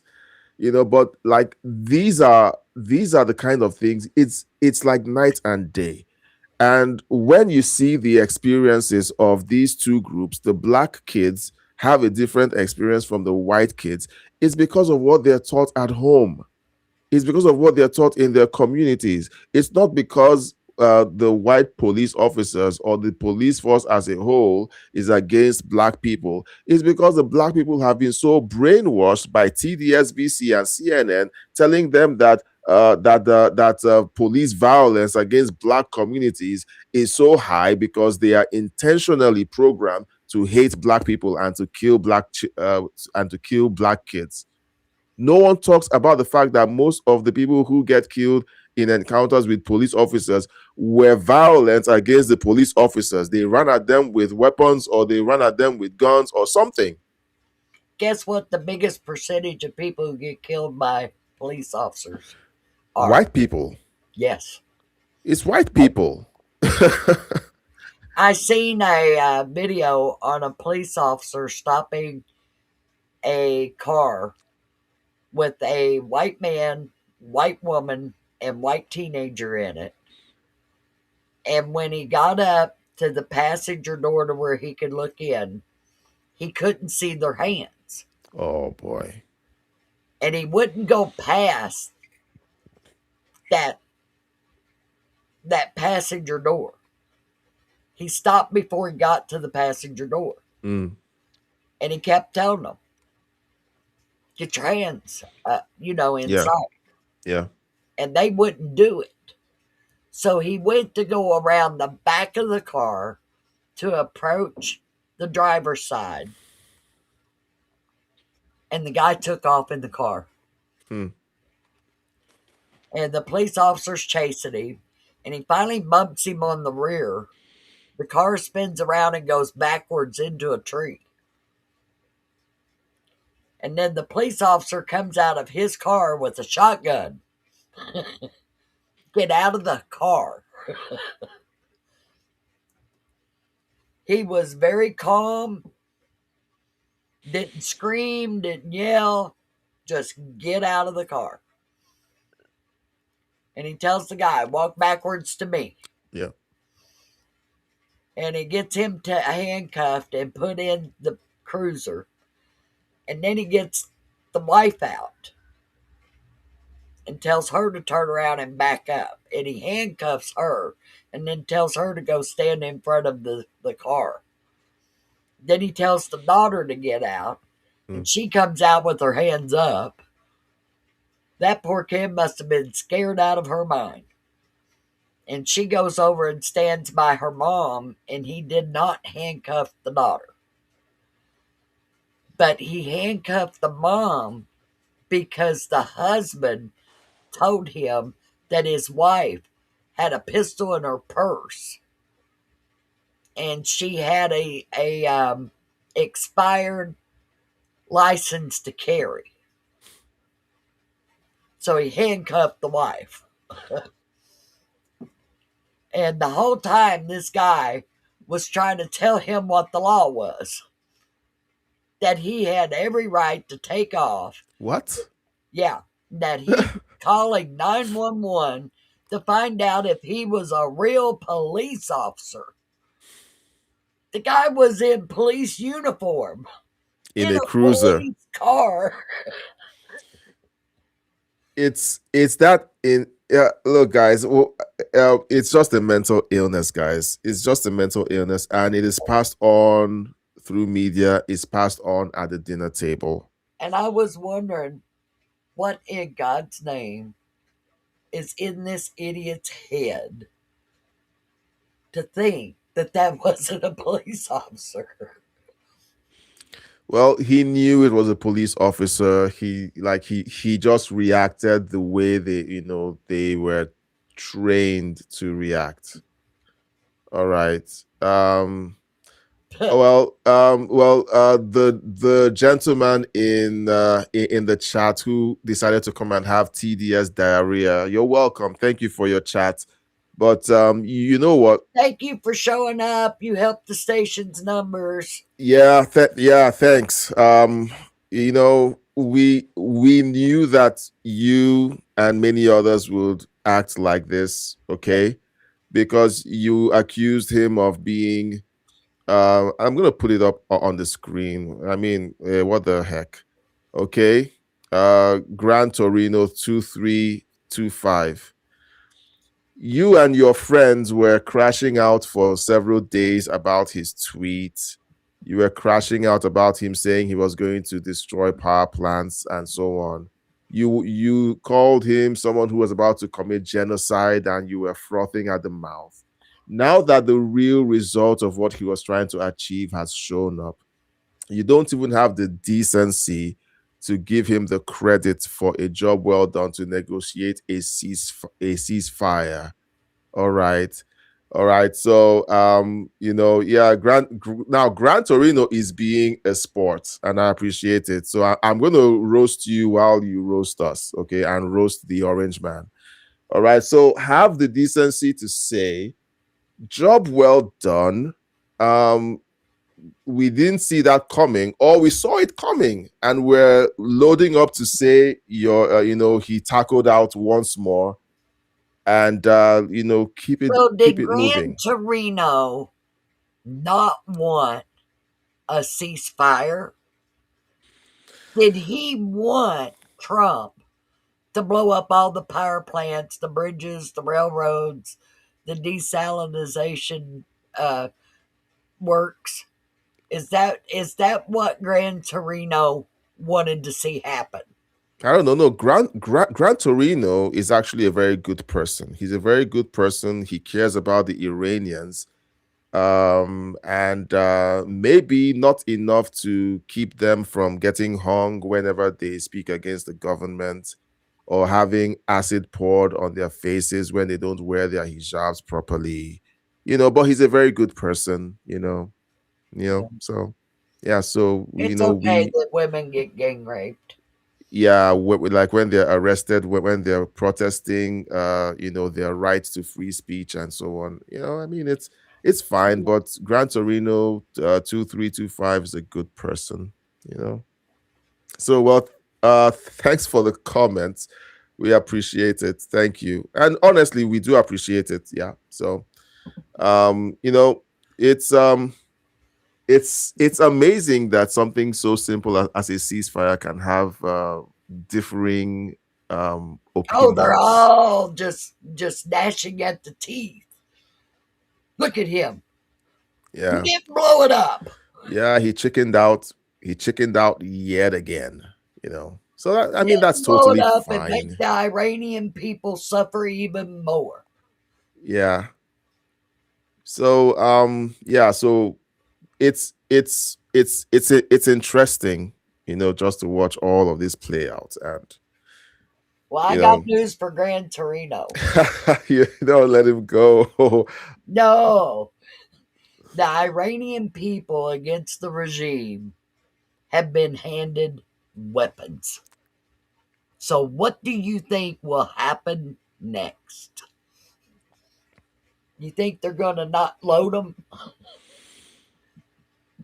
Well, it's coming. And it ain't going to stop because the Iranian people have got nothing left to lose. Yeah. And when you put people in the position of nothing left to lose, something happens. Well,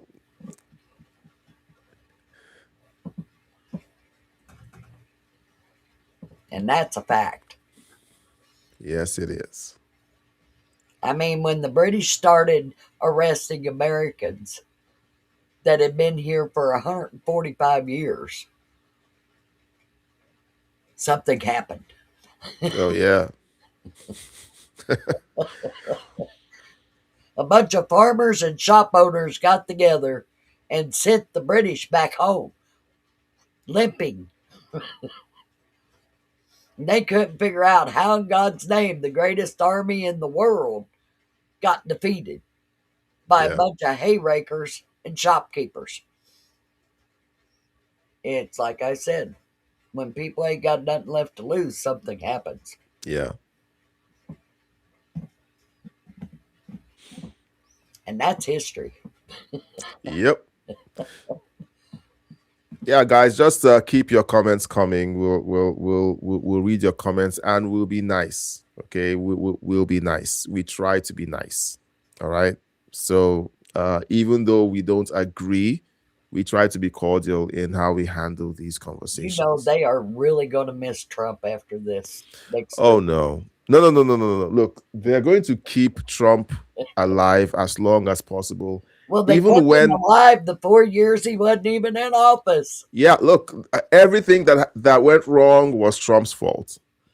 They made sure he stayed relevant because they needed someone to be the big bad, the boogeyman. Well, they couldn't talk about Biden, so they had to bring Trump up. Oh no, they had to distract from Biden. If the spotlight had been on Biden the whole time, everybody would have said, "What is wrong with that man?"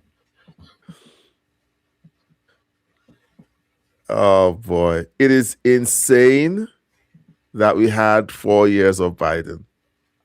Well, it is insane. God's way of showing people, see, I gave you what you prayed for.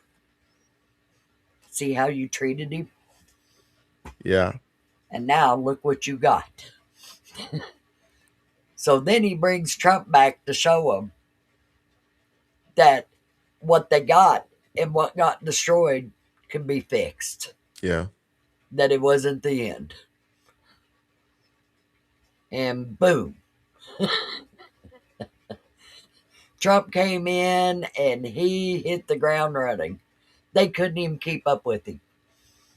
Oh, he's doing this and he's doing that and he's doing this. And they had like 20 different things a day to talk about. It was hysterical. Still is. Yeah. And you look at them and wonder, what happened to your common sense? Where did it go? Did you just throw it in the trash can when you walked out of the house this morning? I'm not taking that with me. I won't be able to hate the orange man. They're gonna miss Trump when he's out of office, and they're gonna put him on life support one way or another. They're gonna put him on life support. Like they have to ride this thing until the wheels come off. They need Trump to be this person that keeps their ratings up because that's what they've built up over the last few years. It's sad but true. I mean, just look at the news Trump today. stage, and after his next 3 years ends, and Marco Rubio is going to be on one side, and JD Vance is going to be on the other side, and you'll probably see JD Vance run as president with Marco Rubio as VP, and when Vance leaves, Rubio will be the next one. Oh boy. And you're going to see 16 years of Vance and Rubio under Trump's guidance. 16. How old will Trump be by then? He's 79 by now. He's 79 now. So but that's what they've got to look forward to, is the next 19 years will be under Republican rule in the presidency. Look, they are going to figure out a way to keep Trump alive even after he's dead and buried. He's going to be the he who must not be named. They're going to continue pushing that trolley on until still today, Reagan is still quoted. His speeches are still played. Yeah.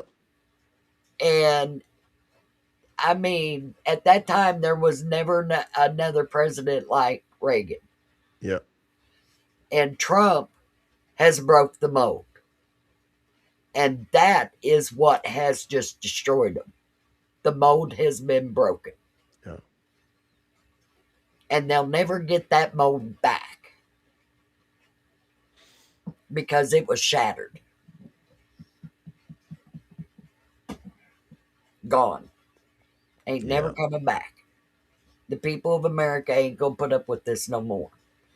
And the Republicans in this country are tired of being quiet about it. They're getting rude. And when Republicans get rude, you find out you ain't got nowhere to hide. Yeah. Yeah, so if you're joining us, we've played the reactions of Tucker Carlson, Alex Jones, CNN, TDSBC, and we've also looked at the Iranian media encouraging their citizens to surround the bridges and power plants so that they can be collateral damage for the bombing that President Trump had threatened them with. I was really glad to see only the Islamists come out. Well, the Islamists are the ones who really want to, do that. They have this fascination with martyrdom and death. So they're the ones who would come out to engage in that insanity. Yeah. And I think the worst thing about what's going on in Iran is that the Islamists in charge were not born in Iran. They're not from there. They came out of Iraq. They're Shiites. Yeah. And nobody seems to know the history of that one. And I think it was like 89% of the people in Iran at that time were Christians, not Muslims. And that's why the older pictures of Iran, you've seen women in swimsuits. Yep. You've seen bars that were open and clubs. Yep. And women wearing tank tops and shorts. And they were dancing. Modern dances. And people are not aware of what that Iran was until a bunch of old white men in foreign countries decided that they wanted to control the leader of Iran and couldn't, so we'll just replace him. Yeah. Put the Ayatollah in, he'll do what we tell him to. And the very next day, Americans were taken hostage at the embassy. Yeah. History has a way of coming to light. And every one of those white people were leftists. Yes. It Okay, was so Carter, it was don't British, don't forget that. the loser French. Yeah. The French ain't won nothing. No. They were the ones in charge of Vietnam when all that crap happened. And they were begging President Kennedy to send troops to them to help them put down the Civil War. And Kennedy said, nope, I'm not putting boots on the ground there. I'll send you some military advisors to help train soldiers. And as soon as he was assassinated, LBJ sent the troops in. Yeah. And then the French were building the Panama Canal and couldn't do it. Seriously?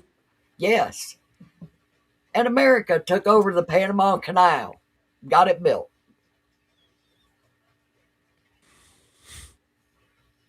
Did the French help win World War II? Well, I remember that the history books say the Americans freed Paris. And they waited on the outskirts of Paris for several hours for the French military to show up to let them go into Paris first. Yes, that happened. Crazy. So the French aren't very dependable for anything, really. They muck everything up.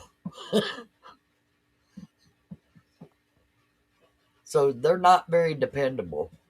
Yeah. And that's why Trump told them, we don't need you. Oh, and they got very upset. He got Yes. hurt. He hurt their feelings. We're not needed. He won't let us in there. But our oil tankers are getting blown up. Idiots. You know, well, the next live stream we do, maybe we're going to go live tomorrow night again. No telling what'll happen in the morning. No, like we'll go to bed and wake up and something weird has happened again. So we'll see what happens, and we'll let you know in the community posts when next we're going live. Don't forget to subscribe, like, and share. Thank you for the comments, Gran Torino 2325. Even though we roasted you, and I guess you were a good sport. Oh, another comment. Without them, we would be a British colony. Referring to the Marquis, what's his name? Yeah. Lafayette, I think. Was that his name? Yep. The Marquis Lafayette. He was forgetting about the French Indian Wars afterwards. Yeah.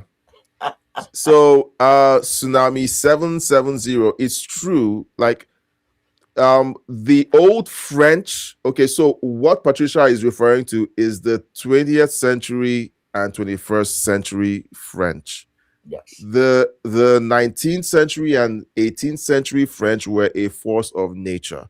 The soldiers who fought for Napoleon were crazy people. All right. They were so crazy that Napoleon, well, they were the best in class at their time. By the time Napoleon was exiled and came back and tried to retake power, most of them were old and retired. All right. That was the finest class of soldiers they had. And it was from that class of soldiers that you had people who essentially, could have felt like they needed to fight or support the American colonies because of their deep-seated hatred for the British. Yes. That's all that happened. And they provided funding. Okay. It was mainly funding and some support. Yeah, they didn't really put boots on the ground for Yeah. it. So Tsunami 770, you're right. All right. You're accurate. But sometimes we just need to qualify who we're talking about, and it's the is the most recent iteration of the French, who have been coddled and brainwashed by academia. Okay, if you studied the Second World War, the First and Second World War, the First World War was essentially prosecuted and won, with the help of the French. The French were still a valid fighting force at that time. By the time the Second World War rolled around, the academia had begun to propagandize the fact that the French were evil for being so strong. They were too strong, and the way they handled the Germans was wrong. They essentially shamed the veterans of the French army so much that they began to wind down a lot of the military force of the French. By the time Hitler had risen up and was about to invade France, the French army was largely non-existent. So, studying history and kind of understanding why certain things happen is really important. So yes, you're right that they helped out with the American rebellion against the British, but there's also a reason why Patricia is bringing up the stuff that happened in the 20th and 21st century. Yeah, Vietnam was a disaster because the French couldn't handle what they'd gotten themselves into over there with the Civil War. Yeah. And then that Panama Canal. We took over the funding and the building of the Panama Canal from the French. Yeah, so feel free to send in more comments. Patricia, I need to use a washroom. So send in more questions or comments. I'll be right back.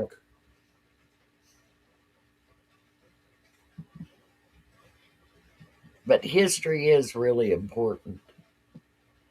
It teaches us what's happened before so we can recognize when it happens again. And yes, mankind likes to muck it up. They keep going back to the same things.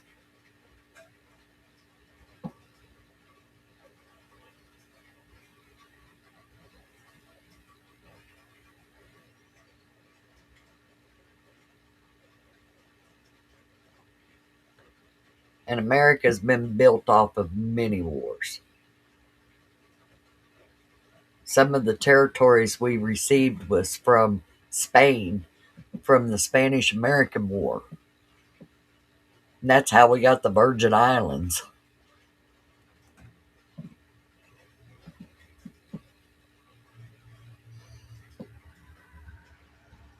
In Puerto Rico.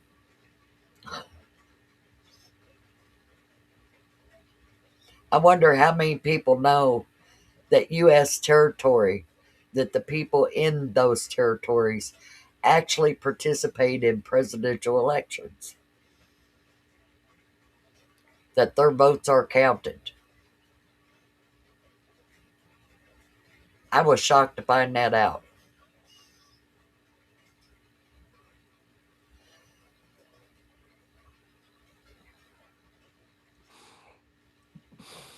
All right, I'm back. All right, so let's see. Did you know that people who live in the territories, the U.S. territories, participate in presidential elections? I did not know that. Yes, they vote for U.S. presidents. Huh. I always thought, first time I learned that, I went, say, what? And then it made sense.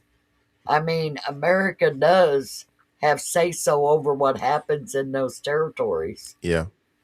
Mostly they're run by their own people. So if we're allowing something that's under our rule to operate under their own rule, we're not a colony state. Yeah. Okay, so sorry I had to step away to use the washroom. That's what you get when your show is all about sitting down, discussing the news, watching the news, and having drinks. So So yeah, do you know so we're wrapping this up. They make a pill for that. Oh no. No, I'm all natural. All natural. Oh. When I tell older women that, they look at me and they say, "Really?" All right. Tsunami 770. Thank you for that chat. So we usually like to have these live streams with lots of engagement coming from you, listening, watching, and we try to respond. Tsunami was right. Without the French funding the Revolutionary War, we wouldn't have got through it. Yeah. So we like to be very balanced in the way we engage with the chat. Not everybody in the chat agrees with our position on everything, and we may not agree with your position on everything, but it's great to just... For a long time, the French looked at America as a sister country. Yes. And it's sad to see how bad it's gotten there. Yeah. Yeah. It's really sad. Look, my grandmother was French. Oh, she was. Yep, married to a German. Wow. No wonder they left that area. There was no winning with the relatives. No. No. Let's see. Oh my goodness. All right. Look, we love hanging out. We love live streaming and chatting. And today the chat hasn't been as vibrant, maybe because we started the live stream close to midnight. I think everybody has really been... I think a lot of people feel like that they've been let down by the ceasefire. In what way? Like, were they really expecting bombs to drop? Like, did they think that this was the 4th of July just to wait for that live stream to see the mushroom clouds? I don't know. I don't even think Prince Pabali wanted to see that much destruction. You can rebuild military bases that fast. I mean, our crew that went in there and rescued that pilot built 3 small helicopters in 10 minutes. 10 minutes. That was crazy. Yeah. They're like a prefab kit that you just put the parts together. But yeah, our military's awesome. Yeah. They kick the Islamist butts. You better believe they can. Yeah. If you're watching now, I'm seeing some people are joining us right now. If you're watching now, tell us where you're watching from, and tell us if you expected bombs to drop or if you expected the ceasefire to happen. We've already played all the reactions from CNN and TDSBC. We've played Tucker Carlson and Alex Jones's. You know, I heard before this ceasefire happened that the left was saying if Trump agreed on a ceasefire, then he was betraying the Iranian people. That's what they were saying. That's what they were saying. So now the ceasefire has happened, and what are they saying? They aren't using the word betray.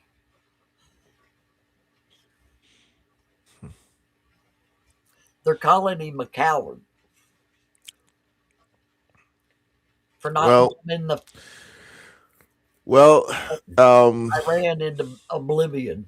We don't take mainstream media seriously on this channel. We don't. They've lost all credibility. We don't believe a word they say. You can't trust them.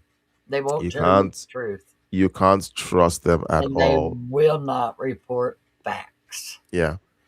So whatever it is they've said or are saying makes zero sense. It's not going to add up, and in the end you will find out that they've been lying to you. That Iran was broadcasting, the Islamists were broadcasting that Trump had agreed to stop the war, not attack them anymore ever again, was going to pull out all the American troops in the Middle East. Of course, that was not true. That was not true. And he was going to pay them reparations for the war. Now, if you think Trump's that stupid, wow. That's all I got to say. There was no agreement to ending the war. The ceasefire was much needed by the Americans and the Israelis, more so than even the Iranian Islamists, because they are trying their best to get as many firearms in the hands of the people of Iran as possible, because the ground war's coming. It's not going to go away. That's not going to stop. Yeah. Look, you know, I keep seeing things and I'm like, I don't know why. So who's the guy? Okay, so I'm sorry, Patricia, I just have to show this. My feed is just filled with stuff like this, and I just like, oh my goodness, here's another Trump deranged individual. This is Cenk Uygur from the Young Turks. So let's just listen to him. You know, Piers, the one thing I can't agree with you on is Trump is a baboon. I mean, he's so stupid. It's like talking to a child. I mean, if you told me, oh, you're going to be a spectator to history, you know, Cenk has made his money playing a court jester. He just sits and screams and talks like this just to put his point across when he's not even making a point. All right, like it's weird how obsessed they are about trying to convince the world that Trump is a buffoon. He's been using this same attack and this same rhetoric for the last 10 years. But he never tells us why. He never does. Well, let's keep listening. better attack Iran before we do. I'd be like, shut up and get out of the American White House. And but Trump's like, oh, okay, Daddy, am I going to be big and powerful? So I can't stand the guy. I don't understand what he's talking about. What he's talking about? Look, honestly, when you call Trump a baboon, you're kind of falling into his rhetorical trap of you know, getting in the gutter with him. And I don't think What is this, Piers? Well, I mean, can you agree that he's a stupid man-child? Can you at least agree on that? No, I don't think he's a stupid man. I mean, what is this screaming into the abyss? I'm going to kill them all. I'm the new Hitler. He's basically saying he's the new Hitler. I mean, what is that? He's either a monster or a monster and a man-child. I find these posts reprehensible. But Donald Trump is not a stupid man. I can assure you of that. He's won the White House twice. Are you crazy? Well, he's the managed to win the guy White we've House. ever had in office. Well, he's won the White House twice. He's not stupid. Yeah. So, dumber than Joe Biden? Yeah, that's why I can't stand the corporate Democrats. It's not stupid. I mean, to be but fair, I would say, you're right. I would say the corporate Democrats who essentially left the Democrat Party to support Trump. Yeah. Because Elon was a Democrat. He left. Okay. Elon was a Democrat. He left. A bunch of them left the Democrat Party in order to support Trump because essentially the Democrat Party was destroying the economy and they saw it, they freaked out, and they joined Trump. I mean, the only people dumber than Donald Trump are the Democratic leadership that keep losing to him. Okay. Oh, let's run as elitists. Let's run as pro-corporate and let's embrace Dick Cheney. All right. Jesus. But I don't think he's stupid, but I do think his foreign policy generally actually has been one of his stronger points until this. This makes no sense to me. That man just attacked his own party for Trump defeating them. No, he's been attacking them. He tried to run as in the primaries, and the Democrat Party have essentially changed the way they select their presidential candidates. Now it's not, they don't have to go through a primary like No, Kamala they just Harris did. appoint someone. They appoint someone. They also did the same thing for Hillary. Hillary was appointed. I guess they did the same thing for Joe Biden. Yep. You're Okay. it.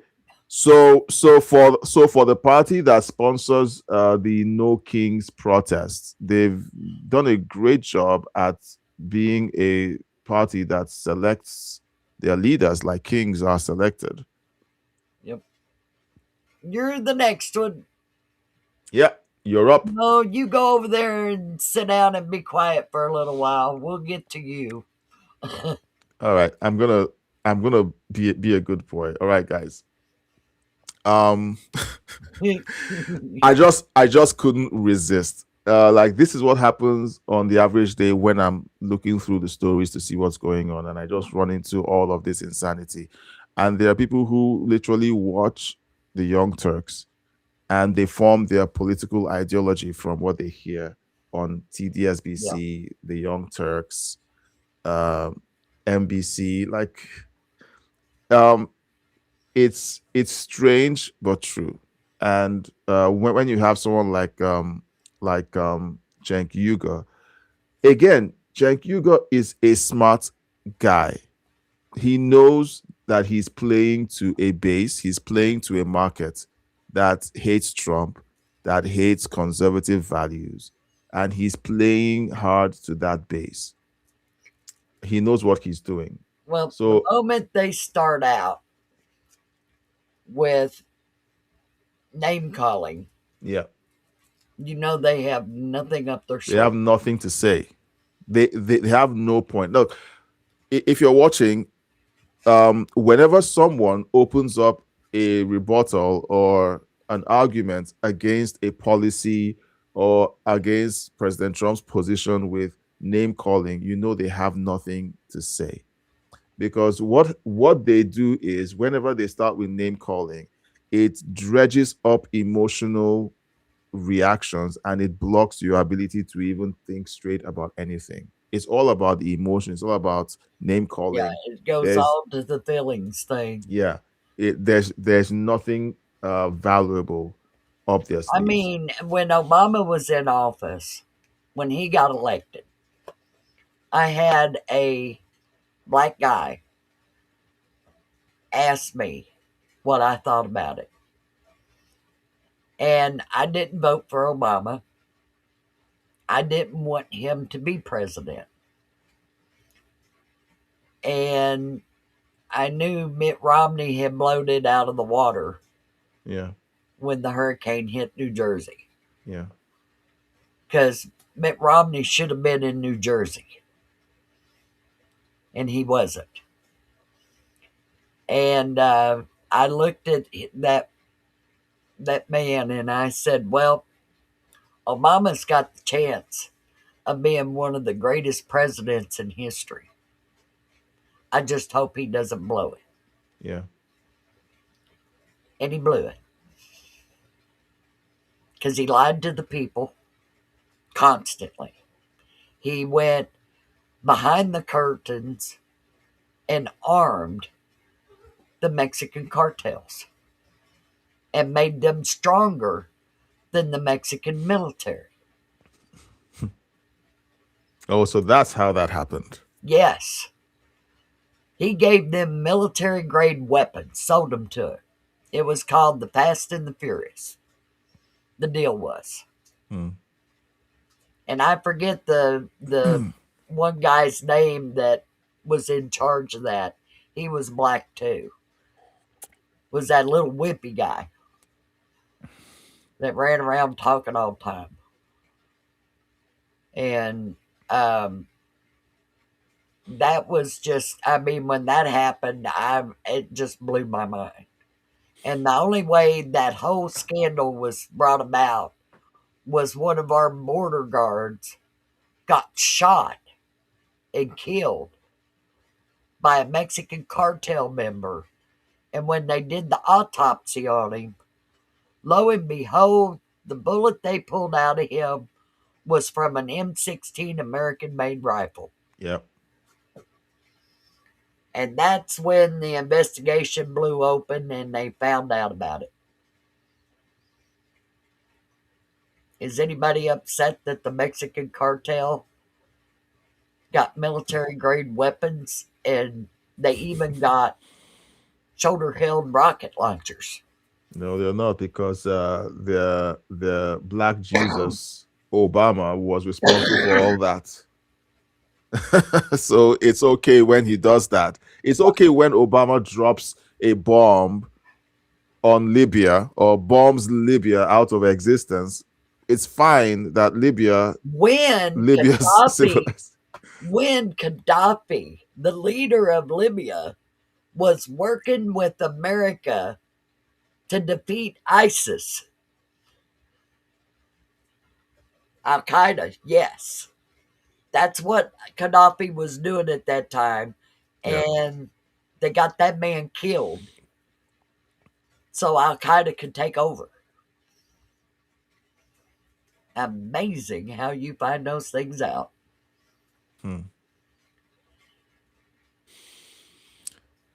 Lobots tells us President Trump doesn't drink alcohol. No, he does not. No.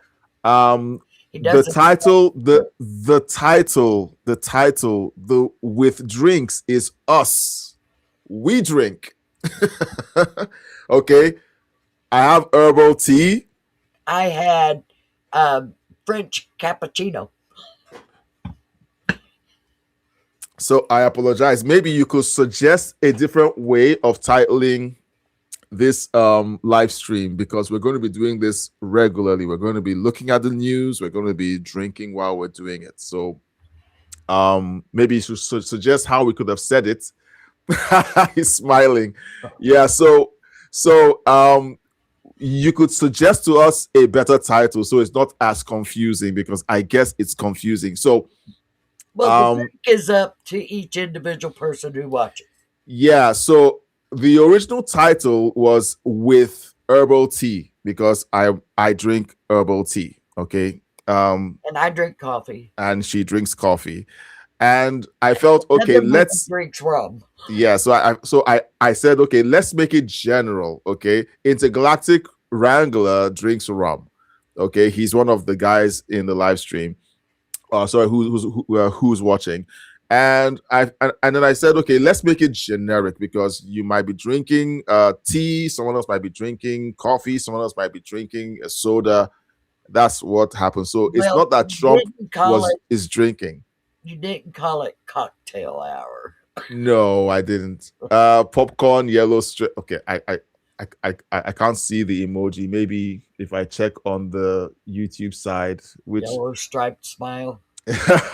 I can't see that emoji, but it's fine. So Lobots is being a sport. So suggest how the title could have been framed. He won't eat popcorn because his microphone will pick up the crowd. Oh no, I thought about eating popcorn, and I knew that it was going to be very annoying, super annoying.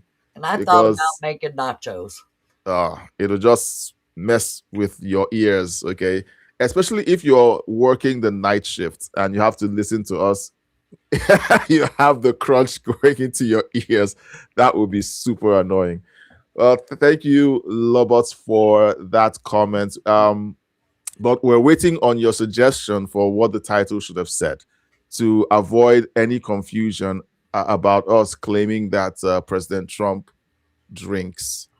Okay, so that is something. But I think I like this title. I like this title because it covers most of what we talk about whenever we do our live streams, because there's stuff going on every day, and it's summarized by leftists or Democrats freaking out over something that President Trump is doing, and then President Trump doing something, because he's always doing something, and then us reacting or responding by simply sitting back, pointing, and having a sip of something that we like.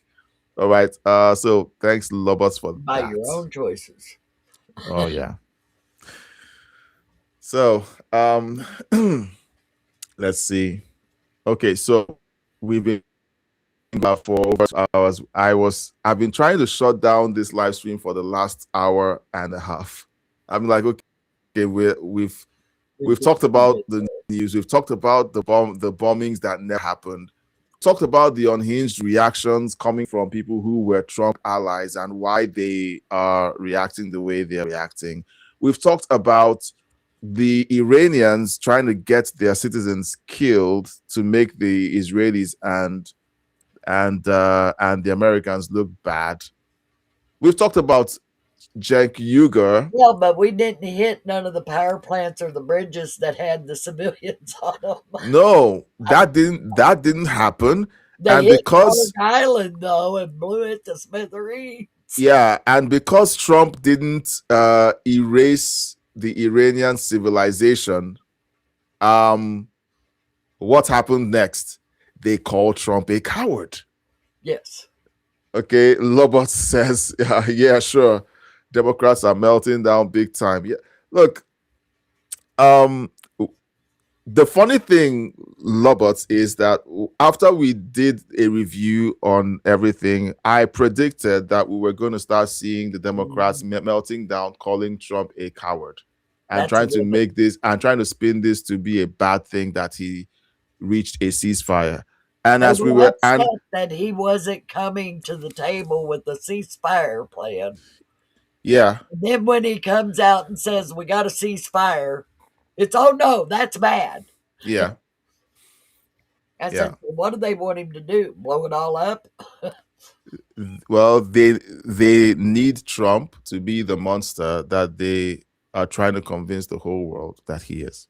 So I see them just flip-flopping back and forth. Yeah. And they can't make their mind up if they want the war in Iran to end or if they want somebody to win it. Yeah. So, Lobots, you're new here. Please subscribe, like, and share.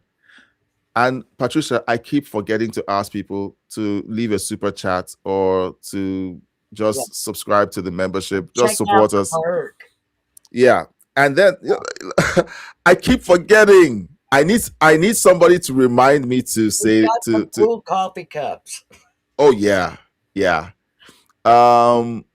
Let's see. In boxing it's called it is. You know, for a long time I've been saying that the Democrats keep falling for Trump's his traps. He says something outrageous, knowing that they're going to run with it and claim that he's about to do something that will end the world. That's okay? like I keep saying, when he mentions regime change in Iran, nobody's thinking about the Iranian people asking for the king to come back. That's a new regime. Yeah. If it was another Islamist that's going to replace the dead ones, that would not be a regime change. It's the same old thing, just a different leader. Yeah. So if it's a new regime that he's talking to, who do you think he's talking to? Well, he's talking to the legitimate leader of Iran, the Crown Prince Reza Pahlavi. That is who he's been talking to, in my opinion, and in yours. Is that the CIA is embedded with Prince Pahlavi's army in Iran. Yeah.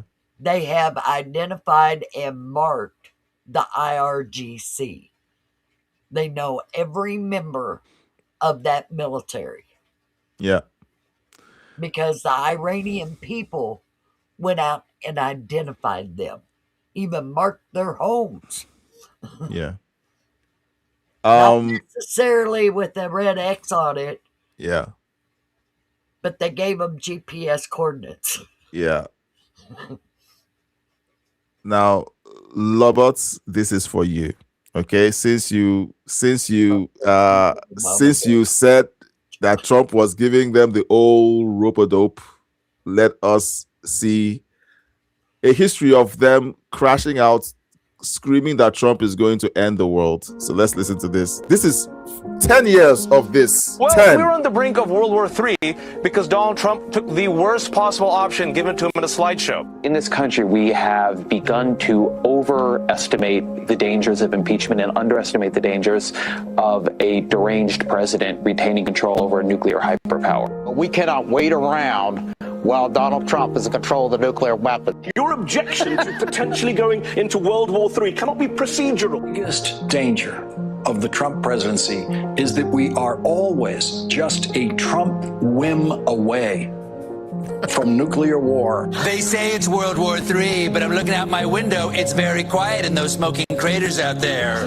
Has to be told that it's his job to avoid World War III. One Democratic congressman sent me a note this evening and say this president wants this war. A future administration needs to find a way to put an end to the forever wars. We're in new normal, and the new normal is forever war. But there's a big difference between ending the forever wars, which he wants to do responsibly, and what seems to be President Trump's rather itchy Twitter finger. The objective needs to be to end the forever wars. If Congress does not want to go to war, now is the time to start putting restraints on this president. And again, they've been giving him green lights all the way. Like, this is 10 years. Like, all the way, says the man who was sleeping with a Chinese spy. oh, yeah. The woman up there above him. Oh, we Her. know her well. Yeah.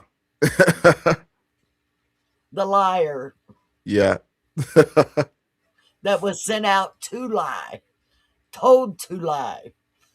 And down there, oh, yeah, there's old Grandpa Bernie Sanders, known communist.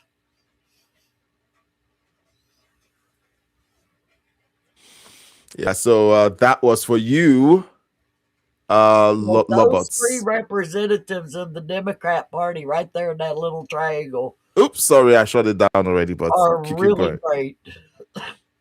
Yeah, keep throwing their faces up there. We'll remember them. No, last year I kept screaming, "These guys are shameless." You keep putting your faces out there after you've been caught in one lie after another, after another, after another. You guys are shameless. And I said it over and again, and it dawned on me, these people don't care. Well, when the Iranian war started, oh, it's going to be World War III. And then Europe decided they wanted in. And what did Trump tell them? We don't need you. Yeah. We don't need you. Does that sound like someone who wants to start World War III? No. Now, to start World War III, you're going to have to get Europe involved in a war too. Yeah. Well, Now, thank you. without Europe being involved, it's not a world war. Yeah. Oh, wow. Okay, Patricia, we're having too much fun. It must be illegal that we're having so much fun. Oh, it is. If viewed by a Democrat, we should be arrested. It's hurting someone's feelings. It's Well, hurting. get Like, over it, Buttercup, and you better buckle up because it's going to be a bumpy ride for the next 3 years. look, okay, so, geez. Well, really 19 if you count the 16 that's going to come after Trump. Hmm. I'm predicting that, yeah. We're going to have 2 consecutive Republican presidents that are going to hold double terms. All right. I'm all for it. Look, Yes. I'm all for it. After Biden's disastrous 4 years, Obama's 8 years. disastrous 8 years, I think we should all make And it very people clear who that don't remember what happened under Obama. How many vacations did you take while Obama was in office out of your state? Because you couldn't afford to drive that far. why is it that the party that promises to make life easier and better for the regular guy gets into office and does the exact opposite? Well, I remember all kinds of homes under Obama being put up for sale. Sale sign after sale sign after sale sign that kind of all disappeared when he was deporting illegal aliens but allowing some into the country. Mm. And all at once, we started noticing we had foreign neighbors moving into those homes. Mm. And now the for sale signs are going back up and they're leaving. Yeah. Oh my goodness, what happened? And now All right. young people are buying homes. Yeah. So, I promise this is the final where we're wrapping up because we keep having new people come into the live stream chat, and it's like, okay, we need to say hi. So if this is your first time of joining us, please consider subscribing, liking, sharing. Leave us a comment. Let us know what you loved about it. Lobot, still waiting on your suggestion for how the title should have been framed, so that we don't, so that people don't assume in future live streams that Trump is getting drunk, okay, or he's A drinking lot of us alcohol. aren't drinking, so Yeah. So let us know other than your coffee and tea and coffee, tea. and it can be hot tea or sweet tea. Yes. Yeah. We want to promote healthy lifestyles. We do know that some of our friends in the audience like something a little more And I that has can more of a say, kick. just remember, when you see me on here with sweet tea, one of the things in our family saying is we park our crazies out on the front porch and hand them a glass of sweet tea because they will stay there and drink it. And we can go back in the house and finish up what we were doing. I'm trying to see what that emoji is that Lobots put up. My screen ain't big enough. Yeah, like I'm looking at it on both screens and I'm like, I can't see it clearly. All right. I am not showing my age, Lobots. I just can't see it clearly. The screen, the I'm screen showing my is... age because I don't know what half of these emojis mean. Well, we know what that one means. He's smiling at us. So please consider subscribing, liking, sharing the video. We want to do more of these live streams. Patricia, I think I'm going to work on us doing daily live streams, just one every day.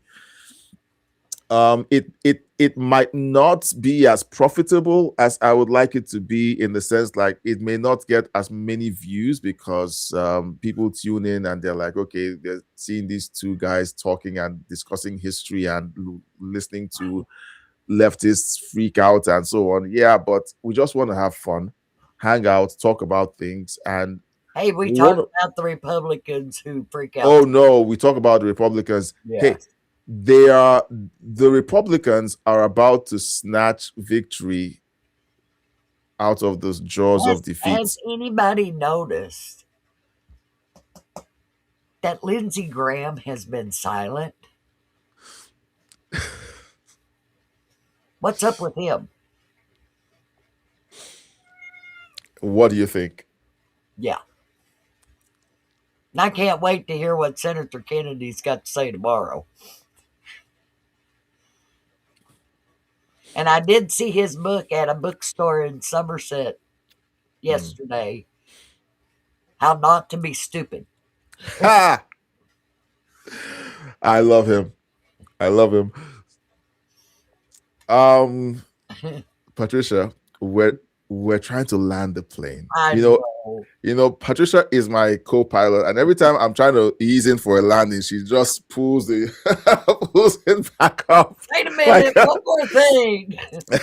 So let's see. And that's okay, because when I go rock hounding, before I get back in a vehicle, I look down and I said, one more rock. I am meant to make lunch for the kids. It's 2 a.m. over here, and You I'm better supposed go to. fix their lunch Yeah, because so I'm gonna be going down to the kitchen to make lunch, to fix their lunch and make sure that they have something to take to school in the and make sure it tastes at good, daybreak. I will. or So else they won't eat it. no, they love my spaghetti, so they will eat it. Oh, we'll Yeah, have to I'm talk just gonna about make some. spaghetti. Yeah, I'm gonna make them some spaghetti before I I've turn in got for the night. recipes for microwave spaghetti and baked spaghetti. Nice. Yes. Okay, guys, I am trying to land the plane yet again. I hope I succeed. So please subscribe, like, and share. Please subscribe, like, and share. We want to grow what we're doing to the point where we can go live when certain things are happening. We want to be able to give you our reactions on breaking events, not because we're experts, but because we're people who love God, we love America, we love Western civilization, and we love history. Patricia gives the most fascinating tie-ins of what's gone on in history and how it connects to what's going on today. So we want to be able to sit down in a very try and diffuse the tension. We watched TDSBC and we were able to react to their content without losing our minds. And I think that's an achievement. And so we want to be able to do this more together with you. So if you want to see more of us showing up in your feed, going live and breaking down these stories, please consider not just subscribing and hitting the bell icon and liking the videos, but also supporting us financially, giving us a super chat if you can, or subscribing to the membership if you can, and being a part of our ecosystem. It tells us that we're on the right track. And just like we've thrown out a challenge to Lobots, I'm waiting for you to rewrite the title. You get to be part of the journey of this channel where you make contributions to the stories that we're giving. You send in your chats, we read your chats, we respond, we have conversations, and we grow together. So I'm looking forward to actually being able to spend more time on live streams with you. I love live streaming. I want to enjoy live streaming, but I also want the channel to be profitable, so I don't have to sneak up to my office to live stream while my wife is making dinner. I want her to send me up to do the live streams because it's bringing in the bacon, So, that is how we would like you to consider supporting us. Thank you so much for joining us this morning. And Patricia, it's always a pleasure hanging out with you. I feel guilty keeping you awake past midnight, but we've been having fun. We had fun. Yeah, we've been having fun. And hopefully next time, Tony will be able to join us for the next live stream. It's really hard having a friend that far away. Yeah, being in Australia is crazy, and then trying to manage the time zones, it's insane. Yeah, he's already in tomorrow when we're still in today. Yeah, so hopefully he'll be a part of the next live stream that we have, and then we can have I'm wondering, when you cross that timeline, is the news stories changing to what we haven't heard yet? No, it's all happening in real time, but we're all just experiencing it at different arms of the clock or something. I mean, he should be up first on tomorrow's news. Yeah, he should technically, but if that were the case, when we call him, there should be a delay. Yeah, like what's going on tomorrow? All right, guys. As you can see, Patricia and I look for an excuse to just keep talking. And if we don't, if one of us doesn't pull the plug, this live stream is going to be going on for 8 hours. So thank you so much, Lobots, for your comments. And I'm going to be going up to find other people. Tsunami 770, thank you. Gran Torino 2325, thank you for your comments in the chat. It was fun having you guys. Hope you guys come back. Hope you guys subscribed, liked, and shared this, and hope to see you on the next one. Until next time, God bless you. Patricia? Stay prayed up. Yep. God loves you. Yes, he does. All right. Bye-bye. Bye-bye.